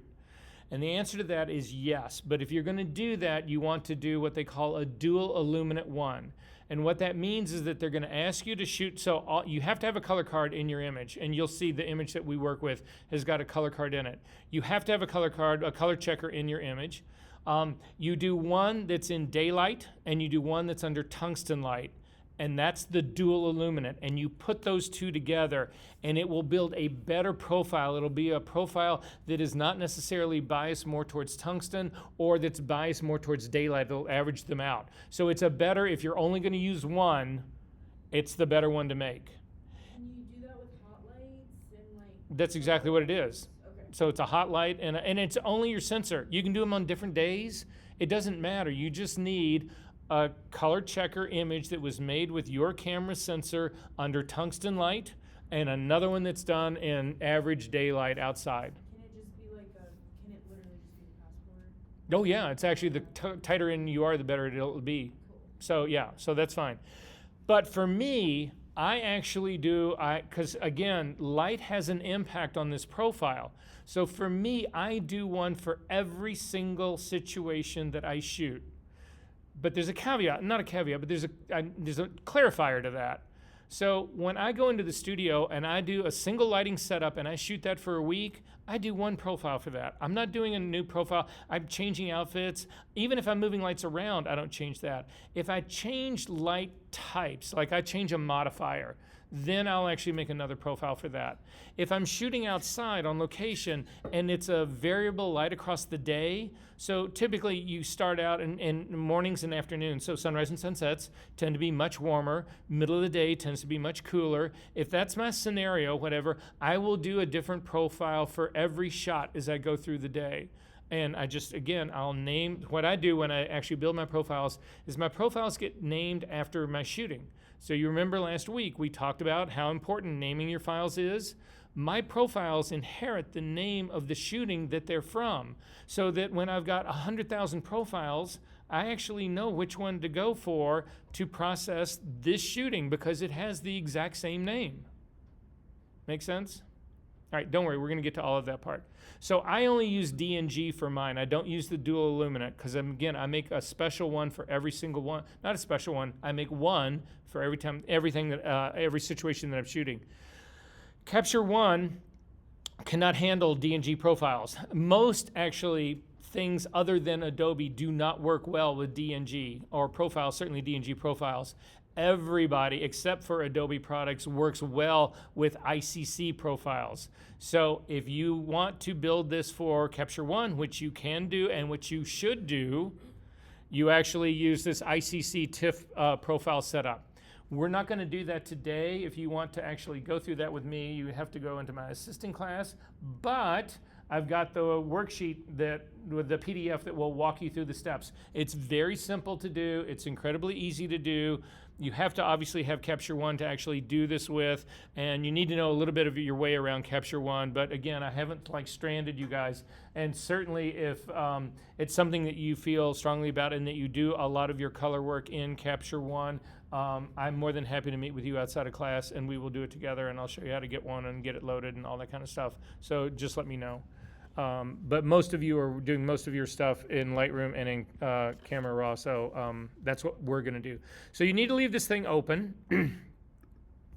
Then we need to go to our session number 2 files, our week number 2 work files. And inside that, you will actually have a sensor profiling folder. You need to click on that to open it up. Now in mine, I've got a lot of stuff in here that I don't need. Oh, actually, I take that back. All of the stuff in here I do need. I'm actually going to go to the D&G custom profile example files. And inside that, all I want you to have in here right now is the CR2. So right now, I have a D&G already in here. I'm going to get rid of that. I've also got an XMP file in here. I'm going to get rid of that. I only want you to start with the CR2 file. So if you can get rid of everything else, so again, I'm in your O2 folder, inside another folder called Sensor Profiling, inside a thing called D&G Custom Profile Example Files, and it's just a CR2 that's in here. Yes? If you have your own, then that's what you want to do right now, but make sure that you don't have anything else with it. No XMP file, no copy of a D&G, nothing else with it. Yeah. Is this the same thing we did? Yes. The same photo we used? Yes. Okay. Yeah. So we don't. Yeah, so if you've been in my assisting class and you guys have already done this, you do not need to do this again. Just turn in the profile or whatever the assignment calls for. But you're going to have to make the assignment for this week is D&G profiles for stuff that you have never worked with. So that's not going to change. But yeah, we're going to go through the same thing using the same working file here. So to actually do this, you need to open this up in Camera Raw, or open up in Photoshop. It will open in Camera Raw. So I'm just going to drag this CR2 file onto Photoshop. And this will actually open up into Camera Raw. And in here, Camera Raw, you don't need to change anything. You don't need to do anything in here. What I do want you to realize, though, is that if you haven't done anything before, or if you've just started from scratch, this profile setting that's sitting right underneath your histogram is going to say, it's either going to say Camera Standard or Adobe Color, or yeah, there are these generic CAN profiles that Adobe has created, and that's what's going to be applied to this. Now we're going to make a D&G out of this, but the problem we run into is that when we create this D&G, a D&G, or any raw file for that matter. Well, here, let me ask you this question. I'm going to go a quick little tangent here. What software can you use to actually modify a raw file? None of them. You're absolutely right. Why?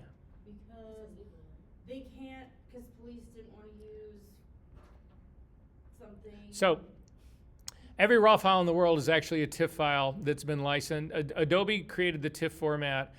Every raw file in the world is a variation on a TIFF format, and they license it from Adobe. So when Canon makes their raw file, they license the TIFF technology, and then Canon puts their little special header on it to make it a Canon file. And Nikon does the same thing, and Sony does the same thing. Everybody does the same thing. So when Adobe first developed TIFF files, they really wanted digital to take off. They wanted everybody to be shooting digital, and law enforcement came to them and said, absolutely not, we're not touching this, because people can go in and modify the digital part. I can put your head on my body, and then it looks like I've committed the murder, and no, it's you did. And it's like, they were like, no, we're not touching this. So what Adobe said was, okay, what we'll do is that we will make it such that if anybody modifies anything in that raw file, it will self-destruct.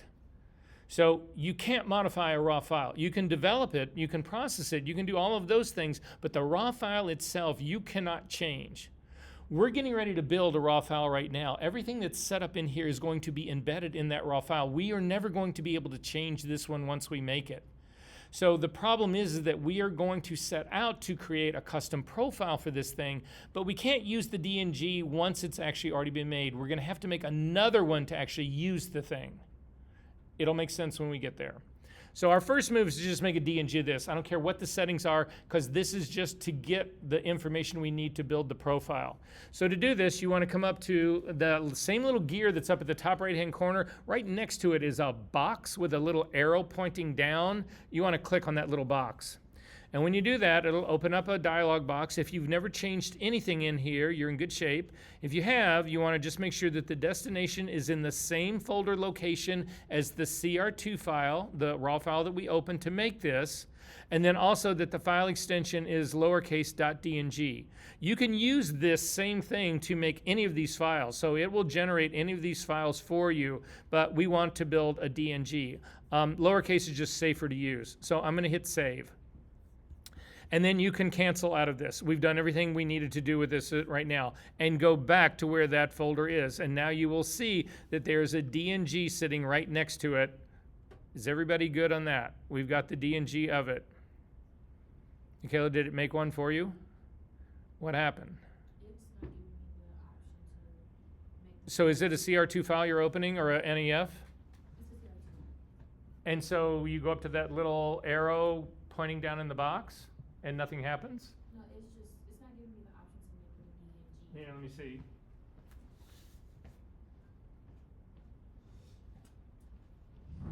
When you do your CR2 files, do you do the full ones or do you do the small ones or anything like that?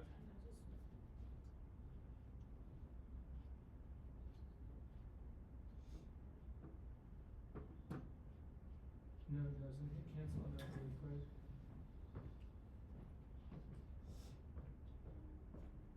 That is.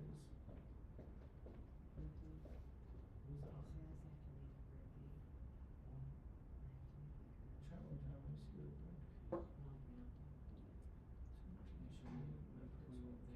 let me see what it does. Click on this drop down like that right here. Shouldn't get in Photoshop, and just see. I have no idea.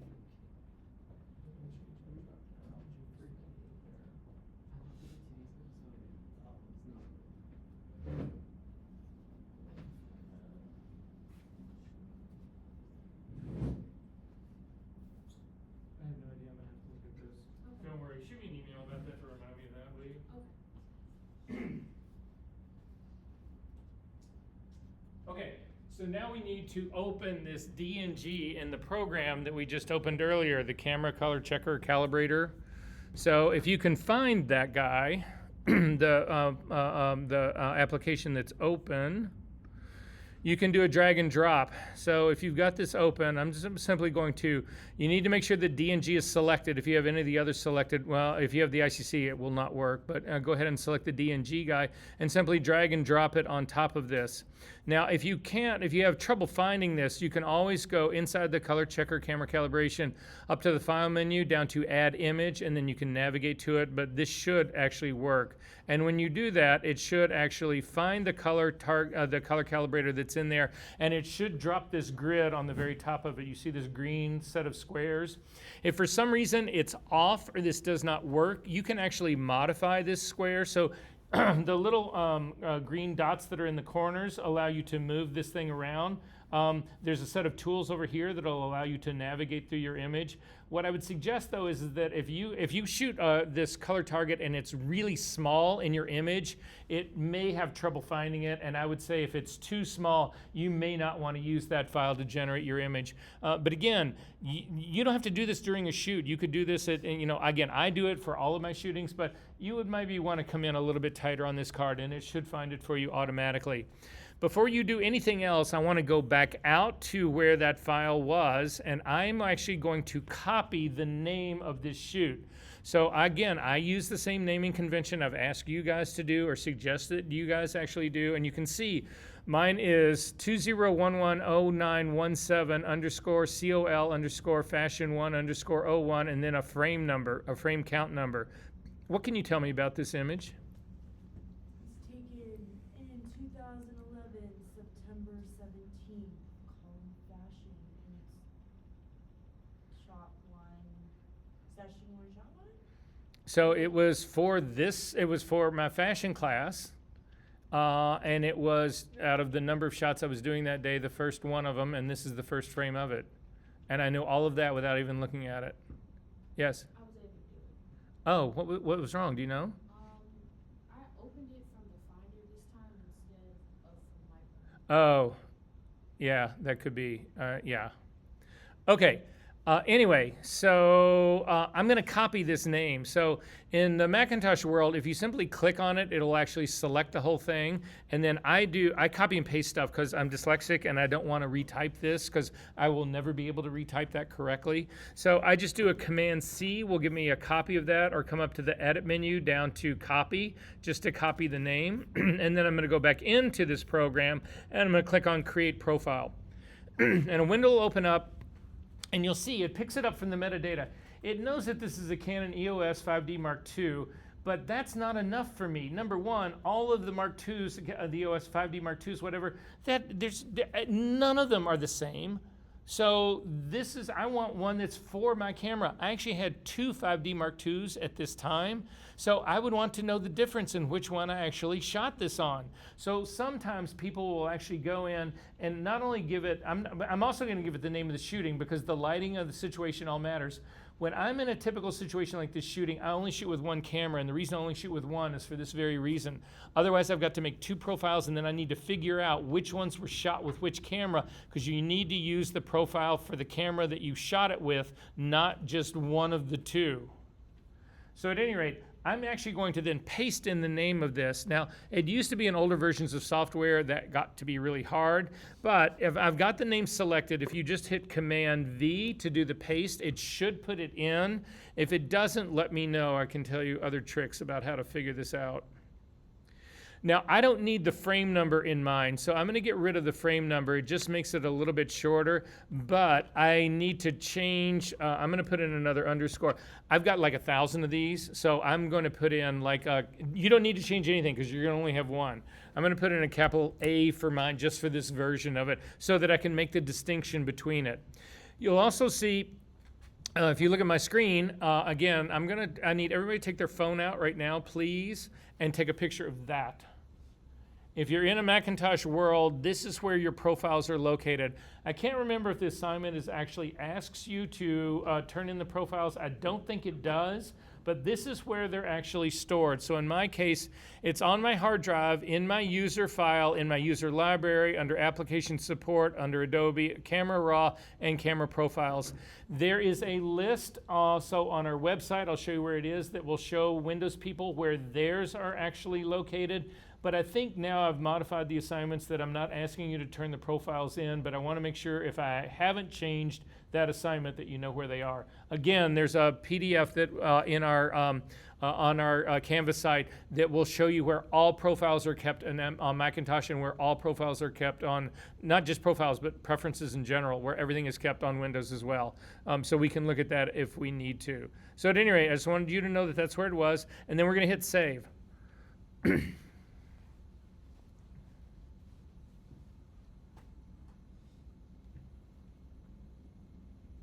And say OK. And then you can quit this application. It's done its job. Now we're going to go back into Camera Raw, but this is the problem that I was talking about. So I want everybody to open the DNG that we made to create this thing. So if you double click on it and open it up, you'll see that there's still Camera Standard in here. Because this was what was in here when we built the profile, even if I change this right now, so I'm just going to change it to something else. I'm going to change it to Adobe Portrait, and then I'm going to say done, and that'll close it up. And then I'm going to open this thing up again, and it may actually have done in here for me. It may actually keep that in here. Yeah, it does keep the Adobe Portrait in here. The problem that we're going to run into, though, that is not going to happen is that all of these profiles now have been put into your system, and as long as you have your system and you're on your system, the profiles will be available, and if you've embedded them, they will show up. But if you take your file and you put it on another computer, that other computer is not going to have your custom profiles in it, and they're not going to be embedded in this thing. So we need to embed it in this thing. So to do this, you're going to hit done here. We're going to get rid of this. We're going to go back to this profile, and you're going to throw this original DNG away. So just get rid of this. Pitch it, get rid of it. It's gone. It's done all its work. It can't help us anymore. It can only hurt us. And this is going to be a part of your homework, so pay attention to this part. Again, it's spelled out really in depth in the assignment. I just want everybody to be aware of it, and it'll be on the video as well. We're going to then open the CR2 again.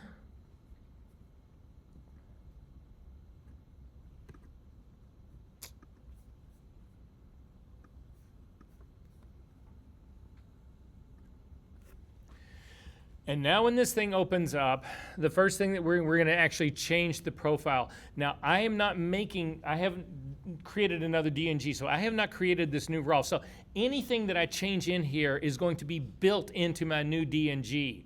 So you don't want to do any corrections in here other than color, and that includes the profile. So the first thing we're going to do is find the profile. To do that, if you look up at the very top where it says profile, you can click on this drop-down menu and you can try to navigate through all of these menus. I don't think that there's a better way of doing this. Instead of doing that, although this will work, instead of doing that, there's an icon to the right of all of that. You want to click on that icon. It'll bring open the browser for you to actually look through to be able to do this with. At the very top, you will actually see that there's a series of different ones. I've got a bunch of ones that are faithful, landscape. These are all canned profiles by Adobe. What you're looking for is the thing that just says profiles. Now, I personally think that this should say user profiles or something to make it sound different, because every single one of these is a profile. So, but anyway, Adobe doesn't listen to me. So anyway, but I'm going to click this open, and inside this, you should see the custom profile that you just built. Mine is right here. I don't want you to pick the profile yet. If you just hover your cursor over the profile, it will give you a preview of the change. And then if you take your cursor off, it'll show you what is the original of this. Look at what happens to that sweater. Look at the saturation in this. The profile, this is the true color that has removed the bias of my sensor. This is the shit that you guys have to work with, and you have no idea that this problem exists. So again, your sensor is creating a lie, and you are just choosing to work with it. I say your sensor creates the lie, but I'm going to make the fucker tell me the truth, and that's what I'm going to start with. So I am going to pick this profile now. If you select it, you will then see, go up to right underneath the histogram, there is a thing that says back with an arrow next to it. Click on that and it will return you back, and you will see that you have now got the profile that you just created with the shot's name on it. And you can see the shot right here matches the same shot information. The names are the same, so you know they go together. That's all done here. Do not touch anything else except for your white balance. Click on your white balance tool, zoom in to the card, and when you're doing white balancing, you do not, even though they call it white balance, you do not want to click on the white. You want to actually click on a midtone. If you think about, because this is going to put a color correction curve on here. If you think about doing color correction, when you open up in Photoshop, typically you'll actually select a point in the middle of a curve and move it up and down to make an adjustment. Very rarely do you try to select something that's up in the white point very corner and try to make an adjustment. It simply doesn't work. You need room for the curve to actually make the correction over the entire tonal range of your image. So you never pick this one. You could pick this one next to it, a little bit darker. I wouldn't really go for that. I always pick the one that's right next to the red. You also don't want to pick the colors that are down here, the darker colors, because what white balancing does is it gets rid of color cast. You don't have color cast in deep shadows. You don't see a color casting down in these 3/4 and blacks. You just don't see color casting down there. Always you pick up color casting in the midtones and the highlights. So anyway, I'm going to use this color patch right here, the gray one that's just next to the red. Click on that. Now I have got my perfect exposure. Oh, by the way, hover over the white and see if my exposure is right. Is it? Yes, it is. 246, 246, 245, perfect exposure, perfect color. Now I've got a color profile that is embedded in here as well. This does not get any better than this. This is now the raw file that you should have been taught how to actually build from day fucking one. Instead, you spent 3 years struggling trying to make your shit look good. That's over. So I'm now going to create a DNG of this. Click on the little square up at the top with the arrow in it. Say save. Then you can hit done. And you go back now. This DNG is now your starting point. Not the CR2 anymore, but the DNG is what you want to start with. Because this has got the profile embedded in it. It's also got the color correction built into it. So if you have an entire shooting for this, this is actually where you would start. Does this make sense to everyone? Are we good on this part? So again, now if we open this guy up, double click to open this guy up, you'll see that the correct profile is embedded in here. The color is actually correct on this, and you're off to the races. Okay, so we've gotten through quite a bit today, and we're going to wind up on, this was just getting you guys to the point that I feel like that you should have been understanding this stuff. But now think about it. You actually know where your shadow points should be. You know where your highlight where your highlight detail should be. You know how to build color profiles. You know how to create perfect exposure. We've actually done a pretty good job today, wouldn't you say? Yeah, Versa, I would. I wasn't giving anyone a chance to not answer that. Anyway, hang on, I just got to plug in a power.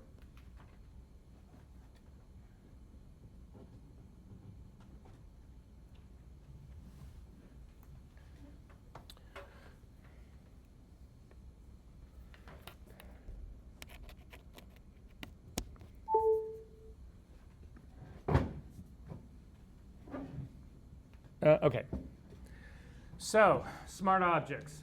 So some of you said you do work with smart objects. What the hell is one?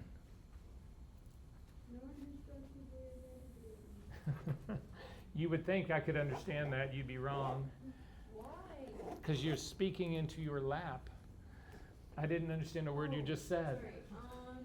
It's a non-destructive way of editing. Oh, that's actually a pretty good way, but I think actually the better metaphor is this.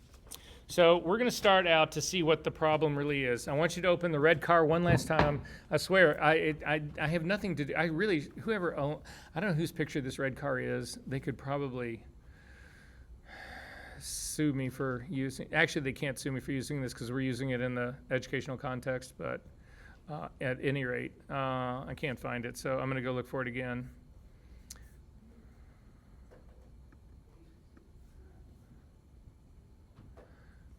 Okay, I'm going to double click on the hand. Everybody have the red car open?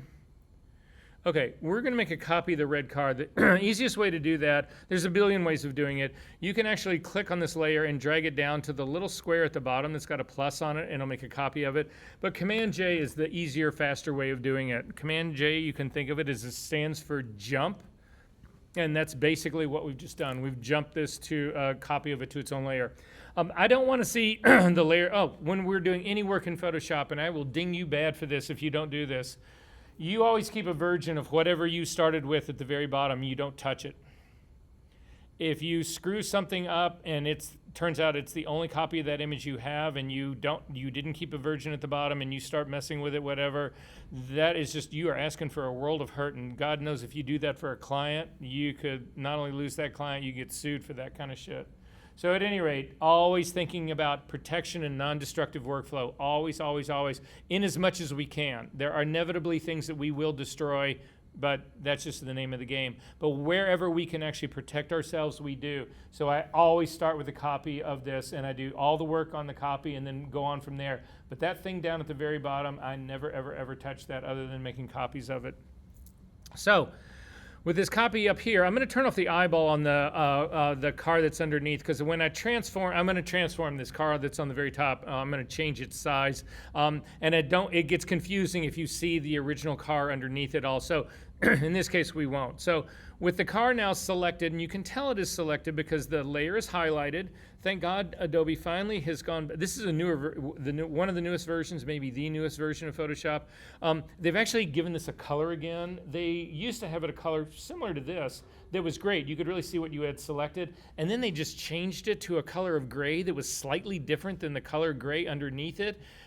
And you could never tell. It's like, well, what layer have got selected here? So this is a major reset for them, and it's a good thing. So anyway, and you can also see if we had a layer mask or anything else on this layer, the little white outline that's on it would tell you what of that layer you're actually impacting. So if we had a layer mask on here and we had the car part surrounded in that white like it is right now, any change that we made, if we blurred it, whatever, would be blurring the car. If we actually then selected the mask, that little white border would go around the mask, and if you blurred it, you would blur the mask and not the car. So anyway, it's just a thing to keep in mind when you're looking at it. It's like, oh yeah, got it. So we're going to transform this thing. The shortcut for transforming is Command T. If you cannot remember Command T, you can always come up to the Edit menu down to Free Transform, and you'll see right across it, this is Command T, but that's what we're going to do. We are going to transform this thing. Whenever we change anything in Photoshop, when we change a different tool, when we go to a different process like transforming or that kind of stuff, you need to look up at this thing at the very top. This is called the option bar, and this will change depending on whatever setting it is that you've actually selected. So in our case, we are selecting transforming, and so it gives me things that will allow me to actually not only do the transforming, but also if I'm doing the transforming by hand, I can actually watch what's happening in the options bar up at the top. I can also have settings up at the top that will actually change how all of this works. And then finally, if you go all the way over to the right side of transforming, there's three little icons that are over here. One of them that looks like this, I always think it looks like a net that's been bent. That's actually to put the warp transform into action on this. We will get to what that is much later on down the line, so you can ignore that for right now. We're not going to warp this image. But then right next to that, there's a circle with a slash in it. What that'll do is if you actually do a transform and all of a sudden you don't like what's going on, click on that and it will get rid of the transform. You don't have to go into undos or any of that. And then finally there's a check mark if you want to actually go ahead and apply the transform. So in our case, I'm going to look over here at this part in the kind of center part, and you'll see that there is, first off, does everybody have this little anchor point that's sitting right in the middle? If you don't, you need to actually check this box. We set this up in preferences on our day one, but if you don't see it, then if you look at the very top on the left-hand side, there's a little place for a white spot for a check mark, and right next to it is supposed to be saying, oh, this is the reference anchor point right here. You want to make sure that that thing is visible. Then the next thing we're going to actually do is you've got a height adjustment and a width adjustment. So W stands for width, H stands for height. If you hover over so people can go in, you can actually select the percentage and change it. I actually always use the scrubby slider. So to do that, just hover over either the H or the W. If we click over the H and drag to the left, it makes our image smaller, but you see it also distorts my image because I'm not also changing the width at the same. I'm not keeping my ratio between those two. If you want to keep the ratio, you need to click on the chain link right between the W and the H. That will then lock the same values that you have when you change one, it will give you the same value in the other. So if we click on that link right now, you'll see that now the car is back in proportion, and both of it now is at 31% smaller. I want to go all the way down to 5%. So with the chain locked, you can use you can hover over the W or the H, it doesn't matter, they both do the same thing, and crank this down to 5%. So when you get down to 5%, if you're using the scrubby slider, you're good to go. If you're actually doing this by entering values into the box, if you're typing in like 5%, when you hit the enter key, or the enter key will actually set that value in place, and then you can hit your enter key a second time and it will apply the transform.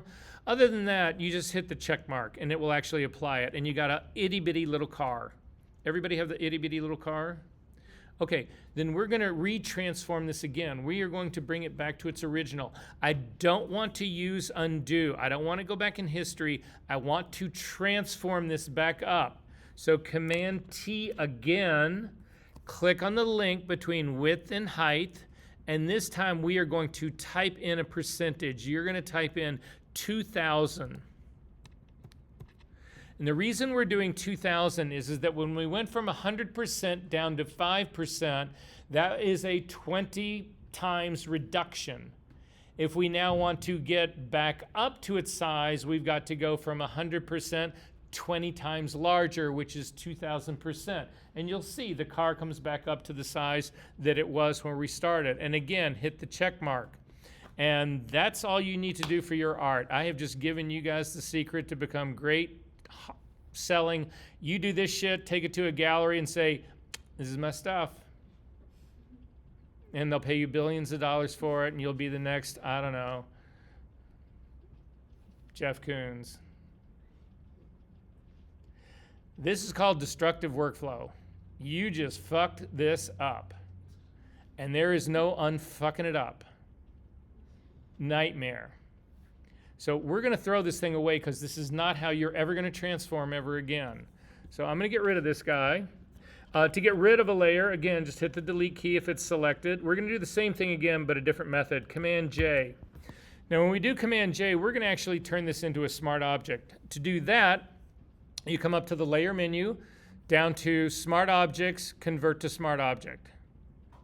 And when you do that, if you've got your thumbnails big enough, like I've suggested that you do, you actually should be able to see a little baby thumbnail icon in the lower right-hand corner of this. That indicates that this thing is a smart object.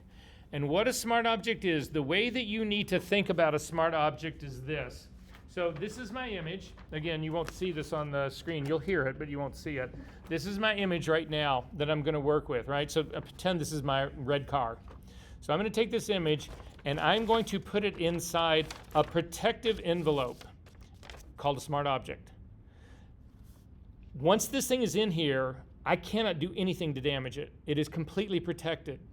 So to find out that that's true, hit the B key to get a brush on your computer, and then try to paint on your image.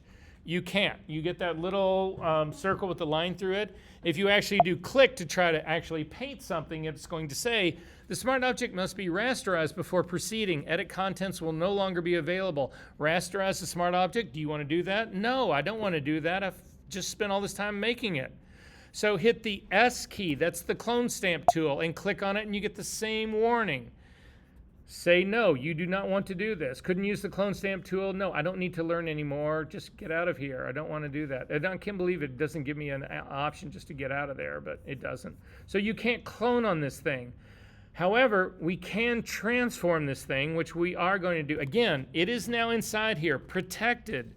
Command T to bring up the transform dialog box. Click on the link between width and height. Grab the scrubby slider for either the H or the W and crank this all the way down to 5%. We'll turn off the car underneath it in just a second.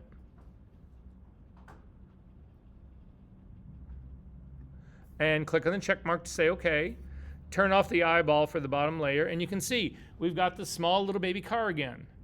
But now we're going to transform this again, Command T. But now you should notice something different. When we did it the first time, all of those values up in the width and the height, they reset to 100%. That's why we actually had to put in 2,000% to get it 20 times back up. But this time we still have the 5%. Smart objects remember your transforms. And if we save this file, close it, and open it back up, it'll still remember this value. And we can change this over and over and over and over and over again and never do anything destructive to the file that's inside of it. That is critical for us when we do compositing, because a lot of times when you're compositing, you are trying to scale objects so that they actually fit into the space from all sorts of perspectives, including the perspective. But scale is a major thing that people usually screw up when they're trying to composite. Their images, their figures are too big or they're too small or whatever. So you end up scaling your image over and over and over and over and over again. And if you do it and it's not a smart object, every single one of those transforms is destructive. And you end up with a car that looks like the shitty car that we just had in the first round of this. But in our case, we don't need to worry about that now. So in our case, we hit transform again. Again, I'm going to click on the link between the two. I'm going to type in 100%. I'm just going to bring it back to what it was and click OK. I can do this all day long, and the car is not been destroyed. This is not a destructive move. Smart objects contain, in this case, it's containing the car. It's containing this image. So, can I edit this image? Yes, I can, but I have to pull it out of the envelope to do it. So to do that, you simply double click on the smart object. So come over to the layer, double click on it, and it opens up a second image. Now, if you did not set your preferences like I suggested and turn off your tab behavior, you don't see a second image, you just see a second tab. But in my case, you actually see the image, and you can also notice it's very different than the original. In the original car, it is a PSD file. The one that's opened up now, that's also not called the name of my car anymore, it's called Layer 1, and it's a PSB file. This is the image that is inside the smart object, and I just pulled it out. So now I can paint on this thing. I can do all sorts of things to this. I'm going to invert it. Hit Command I. We'll just make it, I'm inverting the image. And then to save this, simply close it up. It's going to say, do you want to save this? And I'm going to say yes. And now you've actually changed it because that was what was inside. You pulled the smart object out. You can do all sorts of when you pull it out, you can paint on it. You can blur it. You can do all sorts of destructive stuff on it. All right, I'm going to open it up again, double click on it to open it up. Command I to invert it to get it back to where it was, close it up, save it, and I'm good to go. So now I'm going to do one last thing here, smart objects. So non-destructive workflow is great, but you can also use smart filters. So I want everybody to come up to the filter menu, down to blur, down to Gaussian blur, and we're going to whack the shit out of this. Crank it up to, I'm going to crank it up, well, like 100 is a little too much. Let's try around 50 pixels and say okay. And you're like, wow, see, that's really your art. This is what you take to the gallery guy. No, you take the first one like this month, and then you go back a month from now and you take them this one and say, see, I've evolved.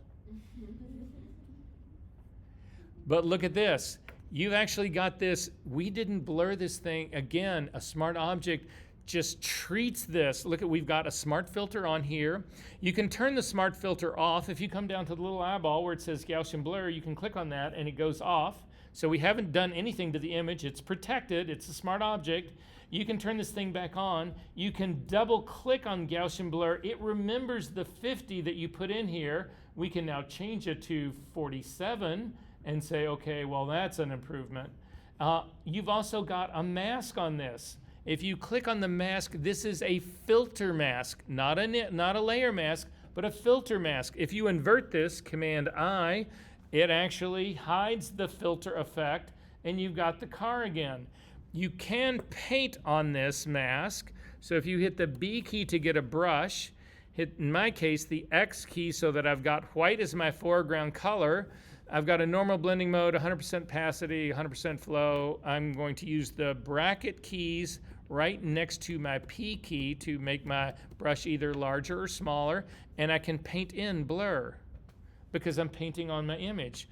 I can hit the G key to get the gradient tool, and I can pull a gradient across this mask, and that's now my new artwork. I've decided I've really evolved now.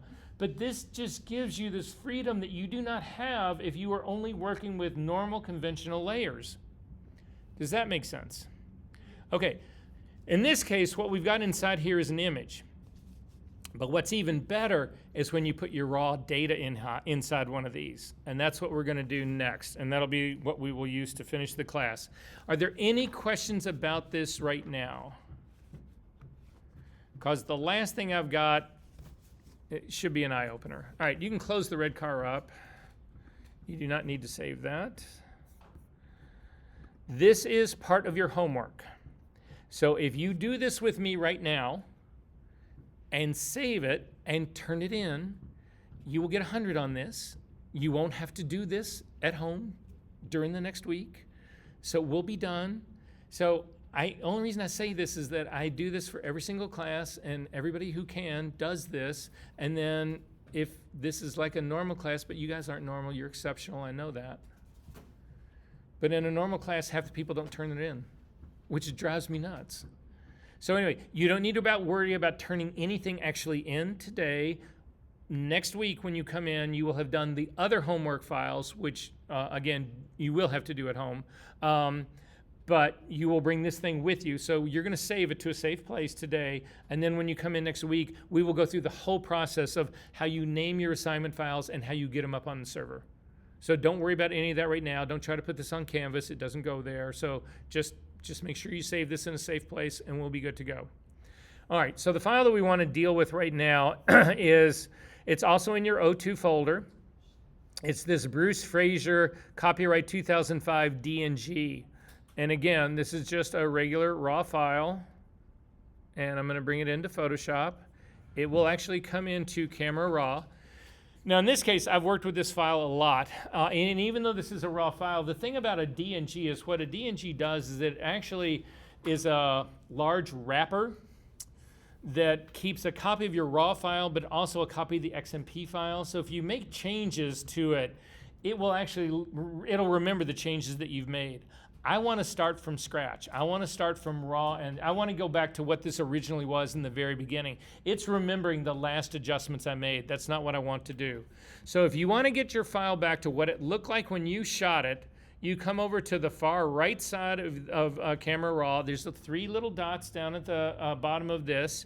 You're going to click on those 3 little dots and do Reset to Default, and you'll see this changes dramatically. This is what this image looked like when it was actually shot. So has everybody got this good, pale, washed out image? Question with the, D&G profile you made. It's like not showing up on the profile options. You don't want it to because it's not for this image. But if you wanted to do the dual one, it would show up. If you wanted to do the dual one, actually I'm going to come up to my profile up here. If you click on Browse and go down here, I don't see any options for profiles down here because there was never a custom one built for this thing. I'll sidebar with you later. Okay, again, this is a raw file that has been created with this profile embedded in it. So it's saying, I don't care what you want to do, this is the profile you're getting. Actually, this doesn't have any profile in it because what you'll notice in this is that it can't read the camera data. If you look down at the optics of this for profile correction, there's nothing in there because this was shot with the camera before raw files had the metadata embedded in the raw file. So this doesn't know what camera, it doesn't know anything. So anyway, okay. All right, so moving on.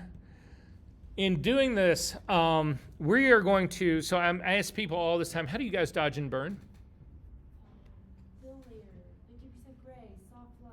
Right, you use a soft light layer and you paint on it where you paint with white, it'll get lighter. Where you paint with black, it'll get darker. That's one way of doing it. Other ways. They do what? Oh, they have a dodge and burn tool and you can paint directly on the image. That's another good way of doing it. You can also create a curve that makes your image darker with a mask and a curve that makes your image lighter with a mask, and you can paint on both of those to make areas lighter and darker. That's all great, right? The problem with all of those methods, though, is that you're working with a baked file. What we call a baked file is that right now, we're in Camera Raw. We have the raw data available to us. The raw data is everything that camera could capture, everything. Once we bring this file into Photoshop, we no longer have access to that. It is a baked file. It is now a Photoshop file or a TIFF file or whatever it is, but it is no longer a raw file. So we lose an enormous amount of processing. We lose all the dynamic range of this image. We lose everything. We don't want to do that. So we are going to leverage this in a different way, and again, it involves smart objects. So this is basically how we do it. The first thing that we're going to do with this is, I did this image originally, I wrote this part of this lecture years ago. There have been 6 versions of Camera Raw that have been released since its very beginning. And every one of them processes your slightly differently. Again, it's like different developers. So what happens is that every time there's a major color rewrite for Camera Raw, Adobe comes out with a new version of it and they release it. But they give you access to the old versions. And the reason they do that is that, let's say that you've got a major body of work that you processed, 10 years ago. And all of a sudden a gallery comes to you and says, well, we want you to expand on that. I'm sure you've got another 5 images from that same shooting that you could do. And you want to go ahead and process them the exact same way that you did the first set 10 years ago. Well, the version of Camera Raw that exists now didn't exist then. But you can go back to that version, and that's what we're going to do for this, because I am going to give you the values to process this image. But they are in a version of capture of Camera Raw that existed a long time ago. So to get to that, you need to scroll down to the very bottom of the palettes on the right-hand side, and you will come down to one that says Calibration. And if you click on it, if it's closed, just click on it to actually open it. Where did mine just go? Oh, right here. And you will notice up at the very top, you have a process. And inside it, it says version 6 and in parentheses current. This is the current version of Camera Raw. If you click on this drop-down menu, you can see you can go back to any version that ever was made since Adobe created this in the very beginning. So if you want to process what Adobe Photoshop was doing in 2003, you go back to version 1. So in our case, what I need you to do here, the values that I'm going to give you, I need you to use version 2. So you're going to come down here to version 2 and click, and it will say OK. And then if you go up to the top now, you will notice that things have changed dramatically. Up at the very top, we still have exposure, but now we've got recovery, we've got fill light, we've got all of this is different than what you currently have today, right? There's no highlights in here. There's no shadows in here. All of that is gone because it didn't exist back in 2010. Make sense? But I want you, so the only reason I do this is that I've never wanted to translate these to a current version. So I'm going to give you the values that I want you to plug into this to process this file. I need to point this out, though. I've had people, when I give you these things, they're designed for this file alone. I've had people come back and process all of their other raw files using these very same values, and they make no sense. This is for this file only. Is that clear to everyone? Okay, so this is the set of values that I want you to put in here. Again, I'm going to give you all of these, so just do this with me. I'll tell you the shortcuts about how to get around in here. I want to start with the color. So if you come down and select the color temperature, so again, I'm just dragging across it to select it. I want you to put in 6800, 6800. Then if you hit the tab key, it will take you down to tint. You can leave your tint at 7. Hit the tab key and it'll take you down to vibrance. And for vibrance, I want you to put in 35. Then we're going to go up to exposure. So I'm going to go up to the light panel up at the very top. In this case, I'm going to do a drag because I don't like typing this part in. But however you want to do it, you want a minus 0.95. So I'm going to drag this down to a minus 0.95. Then select it, and then you can use the tab key. So then hit the tab key to come down to recovery. And in recovery, I want you to leave that at 0. Tab key. For the fill light, I want you to leave that at 0. Tab key. For the blacks, I want you to type in 18. Tab key. For the brightness, I want you to put in 81. Tab key. For the contrast, 56. And then I want you to come down to clarity, which is down in effects underneath color. And I want you to select that, and I want you to type in 52. So this is now how I'm going to process this file just for the grass. This is for the grass and the, and the woods that are behind it. This is not about the sky or the castle, either one. This was done just for the grass. You have to have open object here. I want this to be smart objects that we're working with. Again, if you haven't set that in your preferences and it just says open, hold down your shift key and it will change to say open object, and then click on open object. So this is now a smart object that's actually got our raw data inside of it, and it's been processed like this. So check this out. If you double click on your smart object again, you don't come into another new file. You come right back into Camera Raw to process your raw data any way you want to do it. And if we save this file, all of your settings are saved in there with your raw data. When have you ever done that?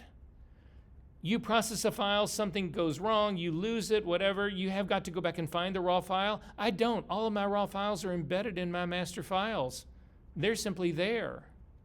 So if you're in here, you can all say OK right now. So now we're going to make a copy of this because I want to do another processing for my sky. So I'm going to hit Command J to make a copy of this. So hit Command J, it'll make a copy of this. And if we double click on this now, it'll go back into Camera Raw. But now I'm not going to really process it entirely for the sky. I just want to show you what happens if we make a change working this way. Just grab your exposure and pull it all the way down and say OK. And you'll see what happens now is that both of my smart objects just went dark.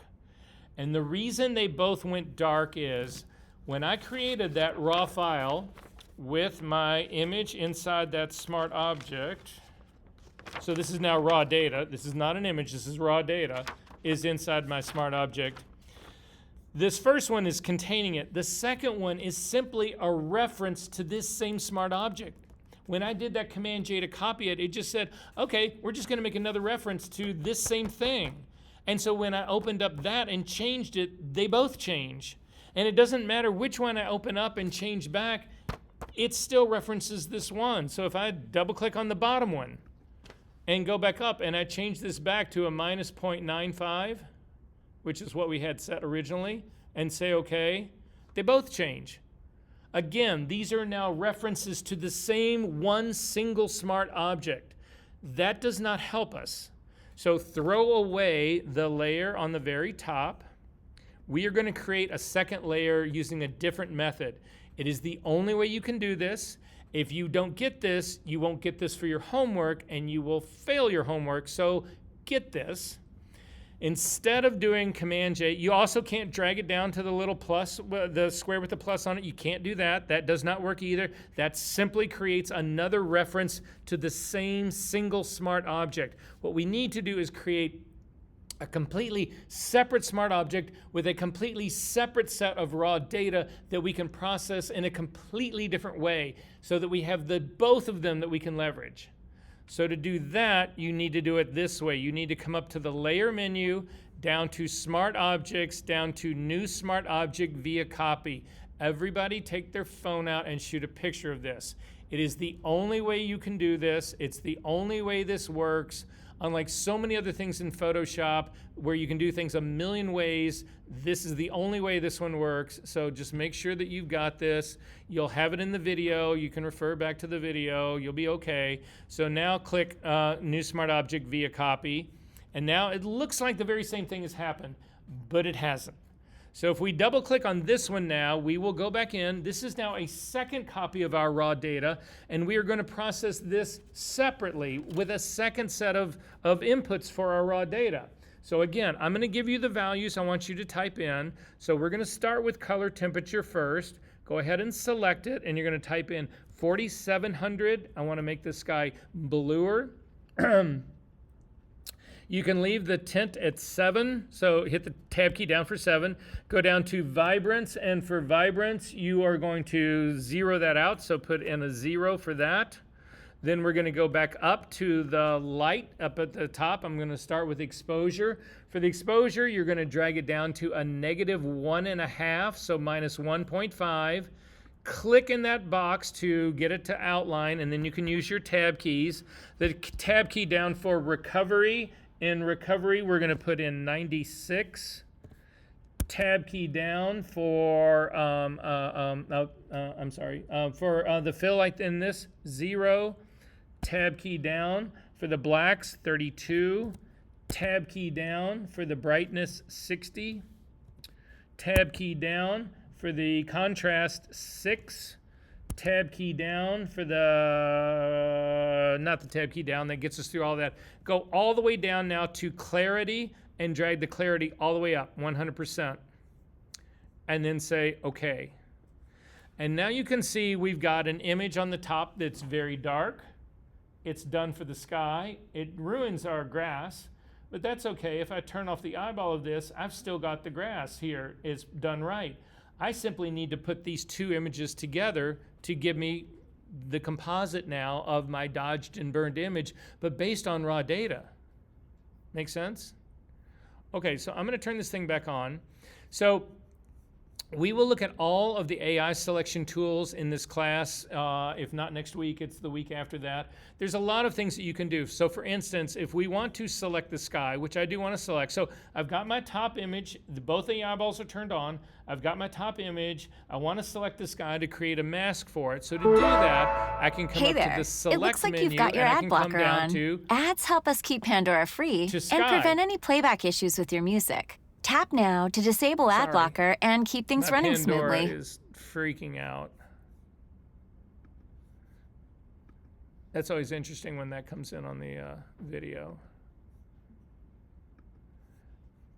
Okay, so I can come up to the select menu down, and there's actually sky is in here. And I can click on it, and it actually does a fairly good job of selecting the sky. The problem with that is that there's no thing to go to the select menu and you say, okay, now select the castle. There's no thing that's going in there that says, oh yeah, now select the road. So it's important that we know how to use the old school manual tools to do selections as well. So even though this does work somewhat on this is not what we're going to use to build this selection. I want to talk about, because again, I want to expose you to all the selection tools and the way that they actually are meant to work. So if you did this and you actually have an active selection going, if you hit Command D, it will deselect. That's how you get rid of active selection going, so the marching ants are gone. So instead, I'm going to use the quick selection tool.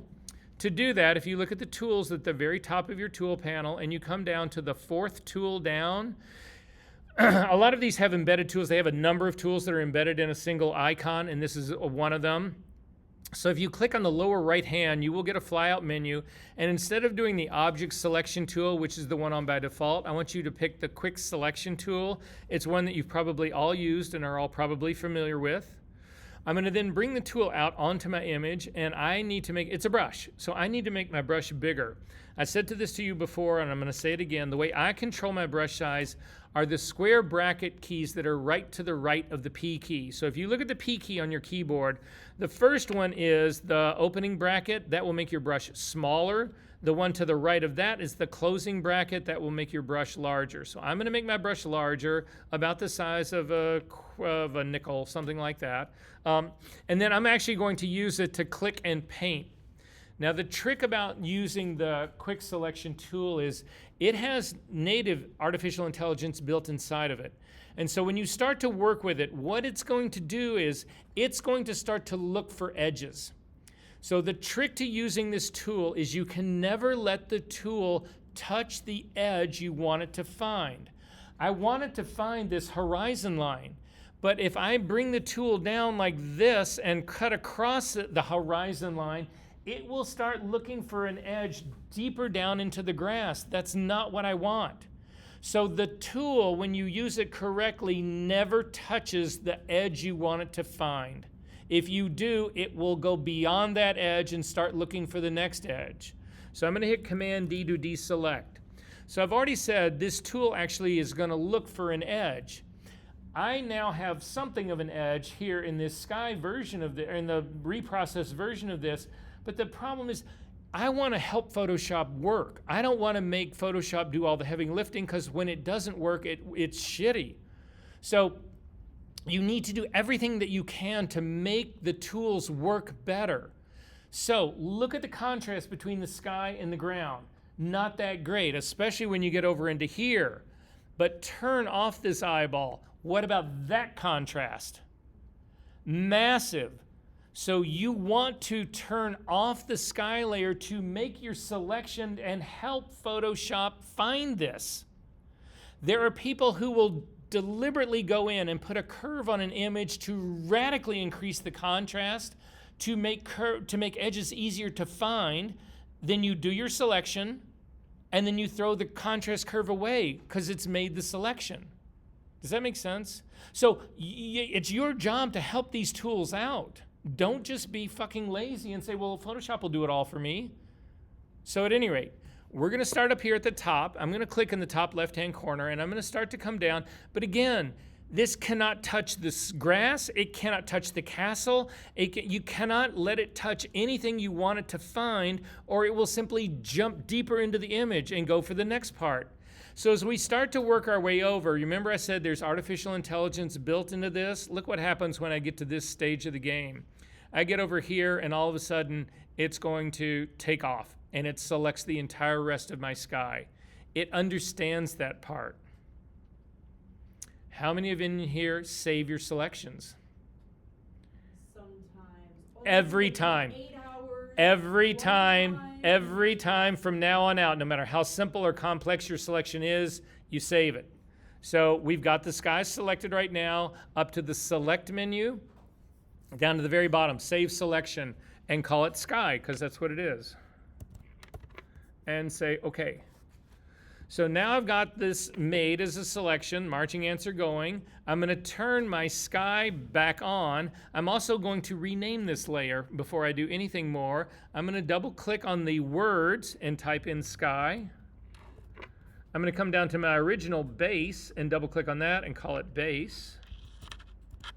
I'm going to go back up to the sky part. I've got the marching ants, or my selection.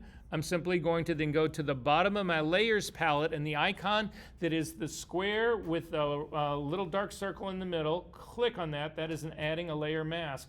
I've now combined these two processes into one. I'm going to turn off this sky part right now, and let's look at what a curve would actually do. I'm going to grab a curve on here, and I'm really just going to make this as dark as I can possibly make it. Which of these do you think is better? This version of dodging and burning with not only the clouds that are now totally color perverted, or this? You cannot do this shit once you have baked these files. Going in with a curve on top of this and soft light layering this will not help you at all. Not like this. Not for this kind of correction. The blending on like the mountains is like really bad though. Where the edge meets? On the other side. Yeah, wait till next week. Okay. We're fine edges. We're not there yet. Okay.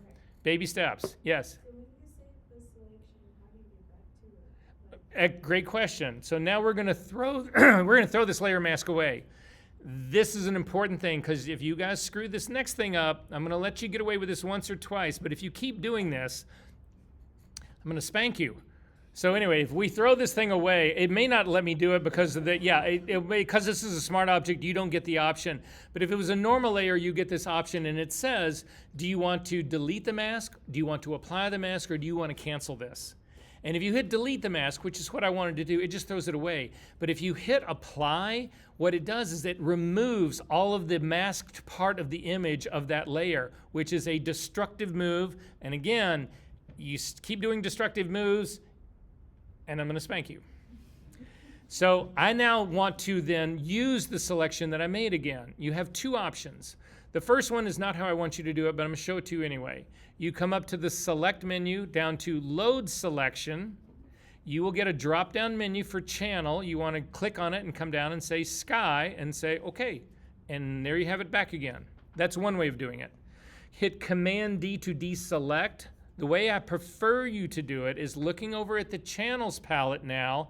You will actually see down in the bottom, this is what your mask, this is what your selection got saved as. It was saved as a mask. Masks and selections are interchangeable. A mask is simply a selection that was saved.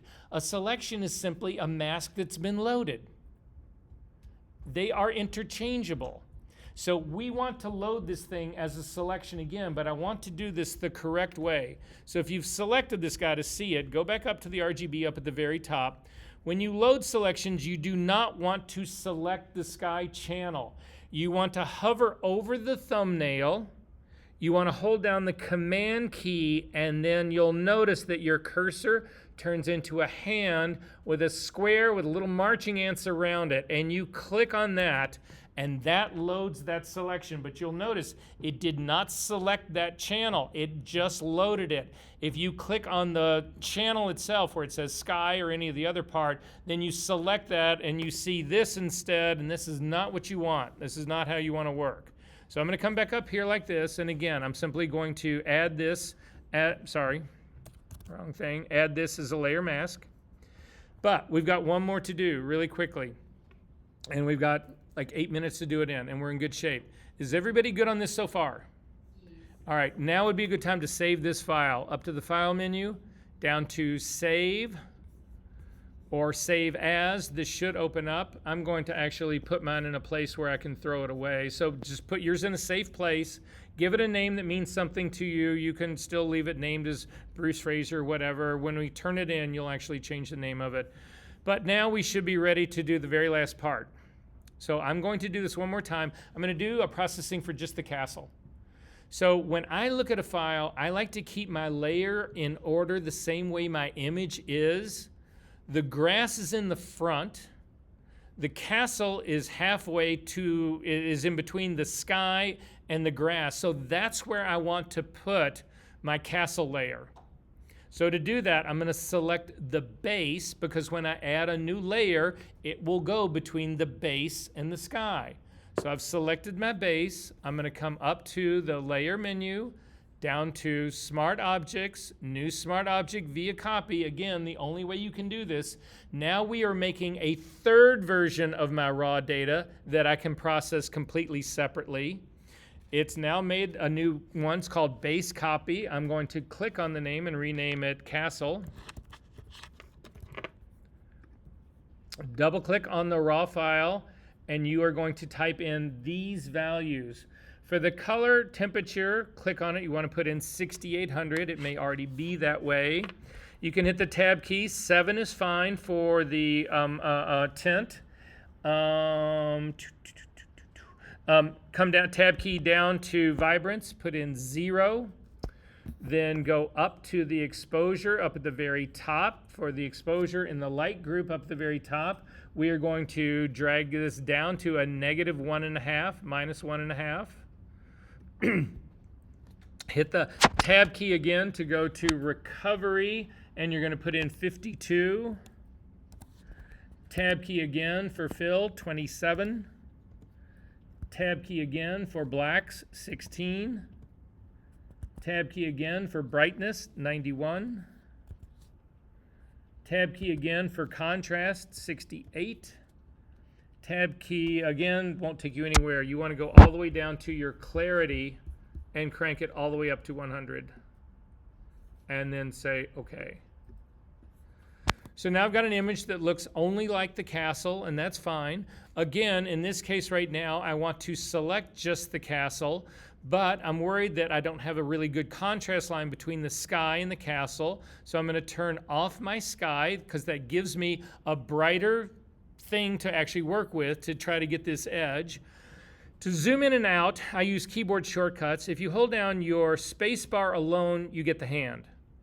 If you add the Command key, or if you're on Windows, Control key, you will actually get the positive magnifying glass. If you add the Option key, you get the negative magnifying glass. So I'm going to use the positive magnifying glass, and I'm simply going to click into my castle. I'm going to let go of the Command key and just hold down the space bar and use it to center my castle. I've still got the advantage of using those keyboard shortcuts is that you never lose the tool you have selected. I still have the quick selection tool selected, but now I need to make it really small, because I'm going to select the castle, and right now I can't avoid hitting the edges. My brush is way too big. So the bracket key right next to the P key will allow me to make my brush smaller, and I do. And then I'm going to start on the left side of my castle. I'm going to make my brush a little smaller because I'm hitting the hedge on the top of it. I don't want to do that. And I'm going to click and start to drag, and immediately it selects the hedges. Don't worry about that. Go ahead and finish the castle. We're going to refine that later. So I'm going to come up to the top to get the top. I'm going to come all the way across. It gets all of those parts. And finally, at the very end, it gets everything around the castle. But now I've got the hedgerow and the grass that's on the bottom, and I want to remove that from my selection. So the easiest way to do it is you'll notice if you look at your brush right now, it's really hard to see this, but in the center of your brush you have a plus.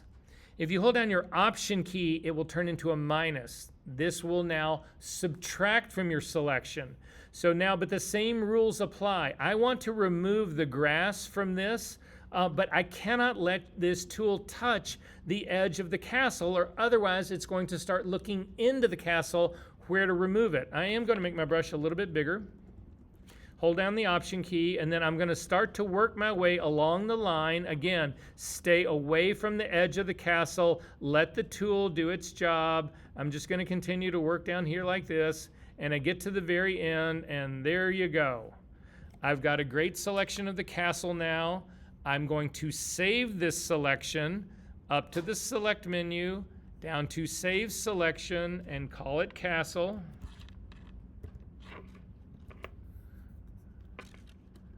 If I could only spell, and say OK. And then again, if you look over in your channels palette, you've got the sky as a selection and a mask channel. The castle's now been saved there as well. I'm simply going to then add this castle mask. So I've got the castle layer selected, the marching ants are going. I'm going to click on Add Layer Mask and then turn on my sky and save my file. And you are done. Double click the hand. Try to do that with a soft light layer. Yes, So, Sierra. okay, we're dodging and burning our own pictures. How do we come up with the values to make an image? The same way you would just processing it. I mean, literally, those values, I mean, I just sat down and processed it, and I said, how can I really get a good sky going, right? And if you double click on the sky, you'll see what I did. If you double click on this, to actually get this to show up, I couldn't have any contrast in here. So that's why my contrast is so low. I needed to get a whole lot more meat in there, right? I've underexposed this sky a stop and a half. I've cranked my clarity all the way up to try to give me mid-tone contrast so that the clouds actually are separate from one another. But I'm just looking, the whole time I'm doing this, I'm only looking at the sky, right? I wanted to make it a little bit more blue because the sky has blue in it. But when I went to actually do the grass down here, look what I did to the sky. I completely blew it out, but it was all because of the grass. I was only processing it because of the grass. So the trick to doing this is that you need to think of them as separate parts, and then you just need to develop them the way that you think is the most impactful, right? But there are people who would say, looking at this, oh, this is just way too overdramatic. Now you can fine tune it. You can say, okay, the sky is too much. You just took it too far. Click on the sky and simply come up to the opacity of this. I hover over the word opacity. You get the scrubby slider and pull it down a little bit so that it's a little more natural. I'm going to do the same thing for the castle because I think the castle's a little bit too bright. You could go back in and try to reprocess this, but the problem with that is that you can't ever see it in the context of the other layers.